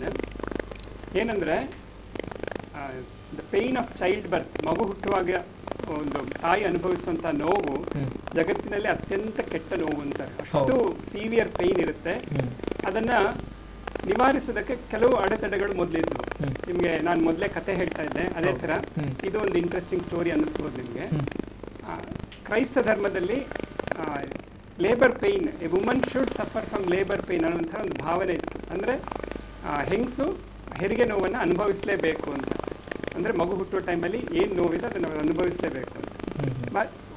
ಬಟ್ ಇಂಗ್ಲೆಂಡಲ್ಲಿ ರಾಣಿ ವಿಕ್ಟೋರಿಯಾ ಅಂತ, ರಾಣಿ ವಿಕ್ಟೋರಿಯಾ ಇಂಗ್ಲೆಂಡಿನ ರಾಣಿ ಮಾತ್ರ ಅಲ್ಲ, ಅಲ್ಲಿನ ಪ್ರೊಟೆಸ್ಟೆಂಟ್ ಧರ್ಮದ ಮುಖ್ಯ ಲೀಡರ್ ಕೂಡ ಅವರು. ಸೊ ಅಲ್ಲಿನ ಚರ್ಚಿಗೆ ಅವರು ಲೀಡರ್. ಸೊ ಅವರಿಗೆ 7ನೇ ಮಗು ಹುಟ್ಟುವಾಗ ಅವರು ನನಗಿನ್ನು ನೋವು ತಡ್ಕೊಳಕ್ಕಾಗಲ್ಲ, ನನಗೆ ಏನಾದರೂ ಒಂದು ಈ ನೋವು ಹೋಗುವಂಥ ಔಷಧಿಗಳು ಬೇಕು ಅಂತ ಹೇಳಿ, ಆಗ ಒಬ್ಬರು ಫೇಮಸ್ ಡಾಕ್ಟರ್ ಜಾನ್ ಸ್ನೋ ಅಂತ, ಸೊ ಅವರನ್ನು ಕರೆಸಿ ಅವರು ಕ್ಲೋರೋಫಾರ್ಮ್, ಆಗ 1847 ಕ್ಲೋರೋಫಾರ್ಮ್ ಕೊಟ್ಟು ಅವರಿಗೆ ನೋವಿಲ್ಲದೆ ಹೆರಿಗೆ ಮಾಡಿಸಿದ್ರು. ಇದೇ ಥರ ಅದನ್ನು ಮತ್ತೆ ಅವರು 8ನೇ ಮಗು ಆಗುವಾಗಲೂ ಕೂಡ ನೋವಿಲ್ಲದೆ ಹೆರಿಗೆಯನ್ನು ಅವ್ರ ಕೈಯಿಂದಲೇ ಮಾಡಿಸ್ಕೊಳ್ತಾರೆ. ಸೊ ಅವರು ಮಾಡಿಸ್ಕೊಂಡಿದ್ದೇ ಫಸ್ಟ್ ಲೇಬರ್ ಅನಾಲ್ಜಿಸಿಯಾ ಥರ ಆಗಿ, ಅದಾದಮೇಲೆ ಈಗ ನಮ್ಮಲ್ಲಿ ಲೇಬರ್ ಅನಾಲ್ಜಿಸಿಯಾದಲ್ಲಿ ಕ್ಲೋರೋಫಾರ್ಮ್, ಈಥರ್ ಹಾಗೆ ಹಳೆ ಔಷಧಿಗಳಲ್ಲ, ನಾವು ಎಷ್ಟು ಸೂಕ್ಷ್ಮವಾಗಿ ಲೇಬರ್ ಅನಾಲ್ಜಿಸಿಯಾಗೆ ಮನಸ್ಸು ಕೊಡ್ತಿದ್ದೀವಿ ಅಂದರೆ, ತಾಯಿಗೆ ನೋವಿರಬಾರ್ದು, ತಾಯಿಗೆ ಮಗು ಹುಟ್ಟುವಾಗಿನ ಸಂತೋಷವನ್ನು ಅವಳು ಅನುಭವಿಸ್ಬೇಕು, ಆದರೆ ಹೊಟ್ಟೆಯಲ್ಲಿರೋ ಮಗುವಿಗೆ ಯಾವುದೇ ಔಷಧಿಗಳ ದುಷ್ಪರಿಣಾಮ ಆಗಬಾರ್ದು, ಮಗು ವಿಳಂಬಿತ ಪ್ರಸವ ಆಗಬಾರ್ದು, ಆಮೇಲೆ ಲೇಬರ್ ಪ್ರಾಸೆಸ್ ಡಿಲೇ ಆಗಬಾರ್ದು, ಮಗುವಿಗೆ ಏನೂ ತೊಂದರೆ ಆಗಬಾರ್ದು. ಸೊ ಇದನ್ನೆಲ್ಲ ಗಮನದಲ್ಲಿಟ್ಕೊಂಡು ಈಗ ನಾವು ಬೆನ್ನಿಗೆ ಇಂಜೆಕ್ಷನ್ ಕೊಡೋದ್ರ ಮೂಲಕ ಆಗಲಿ, ಅಥವಾ ಟೈಟ್ರೇಟ್ ಮಾಡಿ ಎಷ್ಟು ಬೇಕೋ ಅಷ್ಟಷ್ಟೇ ಔಷಧಿಗಳನ್ನು ಟೈಮ್ಗೆ ಅಸೆಸ್ ಮಾಡಿಕೊಂಡು, ಲೇಬರ್ ಅಂದರೆ ಈಗ ಪ್ರಸವ ವಿಳಂಬ ಇಲ್ಲದೆ ನಡೀತಾ ಇದೆ ಅಂತ ನೋಡಿಕೊಂಡು ಕೊಡ್ತಾ ಇರೋದ್ರಿಂದ ತುಂಬ ಸೇಫ್ ಆಗಿದೆ. ಅದರಿಂದಾಗಿ ಬಹಳಷ್ಟು ಜನ ಇದರ ಬಗ್ಗೆ ಅರಿವು ಇದ್ದವರು ನಮಗೆ ಇಂಥ ಲೇಬರ್ ಅನಾಲಿಸಿಸ್ ಬೇಕು ಅಂತ ಕೇಳ್ಕೊಂಡು ಬರ್ತಾರೆ ಅನಸ್ತೇಟಿಸ್ಟ್ ಅಂತ. Very nice. Doctor Vijay Kumar, ಒಂದೆಡೆ ಸಾಕಷ್ಟು ಜನರ ಮಹಿಳೆಯರು ಕೇಳಿದ್ವಿ, ಸಿಸೇರಿಯನ್ ಟೈಮಲ್ಲಿ ತೆಗೆದುಕೊಂಡಂಥ ಅನಸ್ತೇಷಿಯಾದಿಂದ ಬ್ಯಾಕ್ ಪೇನ್ ಬರುತ್ತೆ, ಫಾರ್ವರ್ಡ್ ಡೇಸಸ್ ಅಲ್ಲಿ ನಮಗೆ ಬೆನ್ನು ನೋವಿದೆ, ಅದು ನಿಜನಾ ಅಥವಾ ಅದನ್ನ ಹೇಳ್ತಾರೆ, ಅದೆಷ್ಟು ಮಟ್ಟಿಗೆ ಸರಿ ಹಾಗೆ ನೋಡೋದಾದ್ರೆ ಅದು ನಿಜಕ್ಕೂ ಕೂಡ ಬರುತ್ತೆ ಆ ರೀತಿಯಾದಂಥ ಬ್ಯಾಕ್ ಪೇನ್ಸ್? ಖಂಡಿತವಾಗಿ ಇತ್ತೀಚೆಗೆ ಅದೆಲ್ಲ ಬರೋಕ್ಕೆ ಸಾಧ್ಯ ಇಲ್ಲ. ಹಿಂದೆ ಬರ್ತಿರ್ಬೋದು, ಯಾಕೆಂದ್ರೆ ಅವಾಗ steel needles, wide board steel needles ಉಪಯೋಗಿಸ್ತಾ ಇದ್ವಿ. ಈಗೆಲ್ಲ ಅವೆಲ್ಲ 20 ಗೇಜಸ್, 21 ಗೇಜಸ್, 22 ಗೇಜಸ್. ಈಗೆಲ್ಲ ನಾವು ರಿಫೈನ್ಡ್ ನೀಡಲ್ಸ್, ಸ್ಪೈನಲ್ ನೀಡಲ್ಸ್ ಉಪಯೋಗಿಸ್ತಾ ಇದ್ವಿ. ಅದಲ್ಲದೆ ರಿಫೈನ್ಡ್ ನೀಡಲ್ಸ್ ಯಾವ್ದಿರುತ್ತೆ ಅಂದ್ರೆ 25, 27, 29 ವರೆಗೂ ಈಗ ನಮಗೆ ನೀಡಲ್ಸ್, ಸ್ಪೈನಲ್ ನೀಡಲ್ಸ್ ಸಿಗ್ತಾ ಇದೆ. ತಲೆ ಕೂದಲ ದಪ್ಪದಷ್ಟು ಇರ್ಬೋದು ನೀಡಲ್ ನಾವು ಫಿಟ್ ಮಾಡಿದ್ವಿ. ಅದರಿಂದ ನೋವು, ಬೆನ್ನು ಬರೋಕ್ಕೆ ಸಾಧ್ಯ ಇಲ್ಲ. ಅದಲ್ಲದೆ ಮಹಿಳೆಯರಿಗೆ ಸಾಮಾನ್ಯವಾಗಿ ಈ ಹೆರಿಗೆ ಸಮಯದಲ್ಲಿ, ಸಿಸೇರಿಯನ್ ಸಮಯದಲ್ಲಿ ಬೆನ್ನು ಇದ್ದೇ ಇರುತ್ತೆ.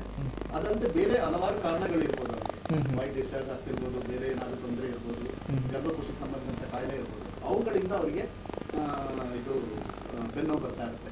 ಅದೇನಂದ್ರೆ ಇದು ಕಾಕತಾಳೀಯ ಅಷ್ಟೇ. ಸಿಸೇರಿಯನ್ ಬಂದಿರ್ತಾರೆ, ಕೊಟ್ಟಿರ್ತೀವಿ ನಾವು. ಆದ್ರಿಂದ ರಿಫೈನ್ಡ್ ನೀಡಲ್ಸ್ ಉಪಯೋಗಿಸೋದ್ರಿಂದ ಅವರಿಗೆ ಈ ತರ ಬೆನ್ನು ಬರೋದಕ್ಕೆ ಸಾಧ್ಯ ಇರೋದಿಲ್ಲ. ಅದನ್ನ ಅವರ ತಲೆಯಿಂದ ತೆಗೆದುಹಾಕಬೇಕು. ಗರ್ಭಿಣಿ ಇದ್ದಾಗ ಅಕಸ್ಮಾತ್ PDPH ಅಂತ ಆಗುತ್ತೆ, ಪೋಸ್ಟ್ ಡ್ಯೂರಲ್ ಪಂಕ್ಚರ್ ಹೆಡೇಕ್ ಅಂತ. ಆ ಸಮಯದಲ್ಲಿ ಅದಾದ್ಮೇಲೆ ಒಂದು 3-4 ದಿವಸ ತಲೆನೋವು ಇರ್ಬೋದು. ಅದು ಈಗ ತುಂಬಾ ಕಡಿಮೆ ಆಗಿದೆ, ಪ್ರಿಫೈಡ್ 5 ನೀಡಲ್ಸ್ ಉಪಯೋಗಿಸ್ತಿರೋದ್ರಿಂದ. ಆದ್ರಿಂದ ಯಾರೇ ಆಗ್ಲಿ ಈಗ ಸ್ಪೈನಲ್ ಅನಸ್ಥೀಶಿಯಾ ತಗೊಂಡ್ರೆ ಬೆನ್ನು ಬರುತ್ತೆ ಅಂತ ಕಾನ್ಸೆಪ್ಟ್ ಇಂದ ಹೊರಬಂದು ಅನಸ್ಥೀಶಿಯಾ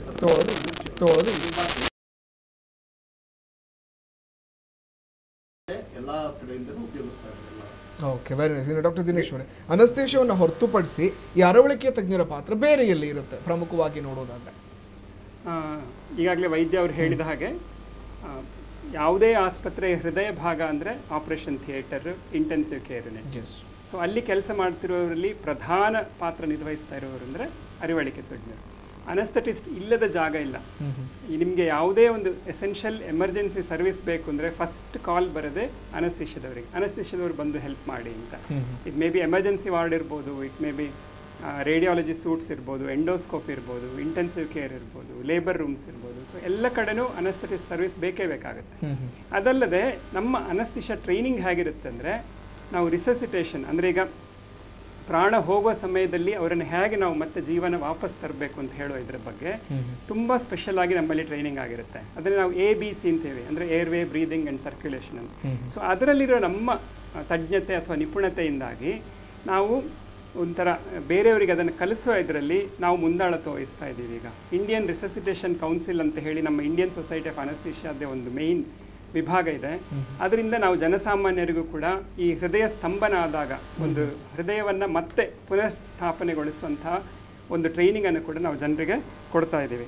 ಅದೇ ಥರ ನಾವು ಈ ವೆಂಟಿಲೇಟರ್ ಮ್ಯಾನೇಜ್ಮೆಂಟ್, ಆಗಲೇ ವೈದ್ಯ ಹೇಳಿದ್ರು, ICUನಲ್ಲಿ ವೆಂಟಿಲೇಟರ್ ಮ್ಯಾನೇಜ್ಮೆಂಟ್ ಅಂದರೆ ಅನಸ್ಥೆಟಿಸ್ಟ್ಗಳದ್ದೇ ಪ್ರಧಾನ ಭಾಗ ಅಂತ.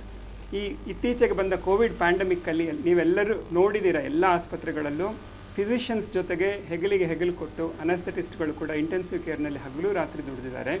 ಅದರಿಂದಾಗಿಯೇ ಕೋವಿಡ್ ಪೇಷಂಟ್ಸ್ಗಳು ಎಷ್ಟೋ ಜನ ಬದುಕಿ ಉಳಿಯೋಕ್ಕೆ ಕಾರಣ ಆಗಿದೆ. ಇದೇ ಥರ ನಾವು ICUಗಳಲ್ಲಿ ಆಮೇಲೆ HDU ಅಂತೀವಿ. HDU ಅಂದರೆ ಈ ಗರ್ಭಿಣಿಯರಲ್ಲಿ ತುಂಬ BP ಜಾಸ್ತಿ ಆಗಿರ್ಬೋದು, ಅಥವಾ ಬ್ರೈನ್ ಹೆಮರೇಜ್ ಆಗ್ಬೋದು, ಅಥವಾ ಹಾರ್ಟಿನ ಪ್ರಾಬ್ಲಮ್ ಆಗ್ಬೋದು. ಸೊ ಇಂಥದ್ದೆಲ್ಲ ಆದಾಗ ಅವ್ರುಗಳಿಗೆ ವಿಶೇಷ ಒಂದು ಕಾಳಜಿ ಕೊಡೋಕ್ಕೋಸ್ಕರ ಇರುವ ಇದರಲ್ಲಿ ಕೂಡ ಅನಸ್ಥೆಟಿಸ್ಟ್ಗಳು ಪ್ರಧಾನವಾಗಿ ಕೆಲಸ ಮಾಡ್ತಿರ್ತಾರೆ. Okay, very nice. ಇನ್ನು ಡಾಕ್ಟರ್ ವೈದ್ಯನಾಥ್ ಅವರು ಕೊನೆಯದಾಗಿ ವೀಕ್ಷಕರಿಗೆ ಹೇಳೋದಾದ್ರೆ, ಎಲ್ಲ ಸಂಪೂರ್ಣವಾದ ವಿವರದ ಒಂದಷ್ಟು ಸಮರ್ಪಕವಾಗಿ ಅವರಿಗೆ ತಲುಪಿಸೋ ಪ್ರಯತ್ನ ಮಾಡಿದ್ರೆ, ಹಾಗೆ ವೀಕ್ಷಕರು ಕೆಲವೊಂದು ವಿಚಾರದಲ್ಲಿ ಜಾಗೃತರಾಗಿರಬೇಕಾಗ್ತದೆ. ಸೊ ಫೈನಲಿ ಏನು ಹೇಳಕ್ಕೆ ಇಷ್ಟಪಡ್ತೀರಾ? ಅನಸ್ಥೀಶಿಯಾ ಅನ್ನೋಂಥದ್ದು ಬಹಳ ಚೆನ್ನಾಗಿ ಎವಾಲ್ವ್ ಆಗಿದೆ. ತುಂಬ ಫಾಸ್ಟ್ ಪೀರಿಯಡಲ್ಲಿ, ತುಂಬ ಶಾರ್ಟ್ ಪೀರಿಯಡಲ್ಲಿ ಬಹಳಷ್ಟು ಇವಾಲ್ವ್ ಆಗಿರೋಂಥ ಸ್ಪೆಷಾಲಿಟಿ ಅನಸ್ಥೀಶಿಯಾ.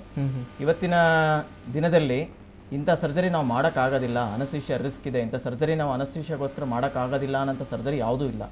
ಹುಟ್ಟಿರೋ ಮಗು 1 kg ಮಗು ಇರ್ಬೋದು, 700 kg ಮಗು ಇರ್ಬೋದು, ಅವರಿಗೆ ಅನಸ್ಥೀಶಿಯಾ ಕೊಟ್ಟು ಸೇಫಾಗಿ ಸರ್ಜರಿ ಮಾಡ್ತೀವಿ.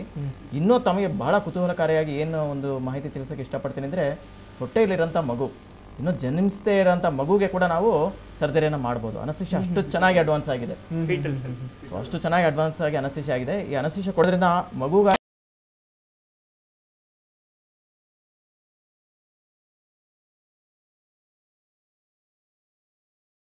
ಮಾಡೋಂಥದ್ದಾಗಿರ್ಬೋದು, ಗ್ಯಾಸ್ಟ್ರೋಎಂಟರಾಲಜಿಸ್ಟ್ ಹೆಲ್ಪ್ ಆಗಿರ್ಬೋದು, ಎಲ್ಲ ಕಡೆ ಆವರಿಸ್ಕೊಂಡಿದೆ.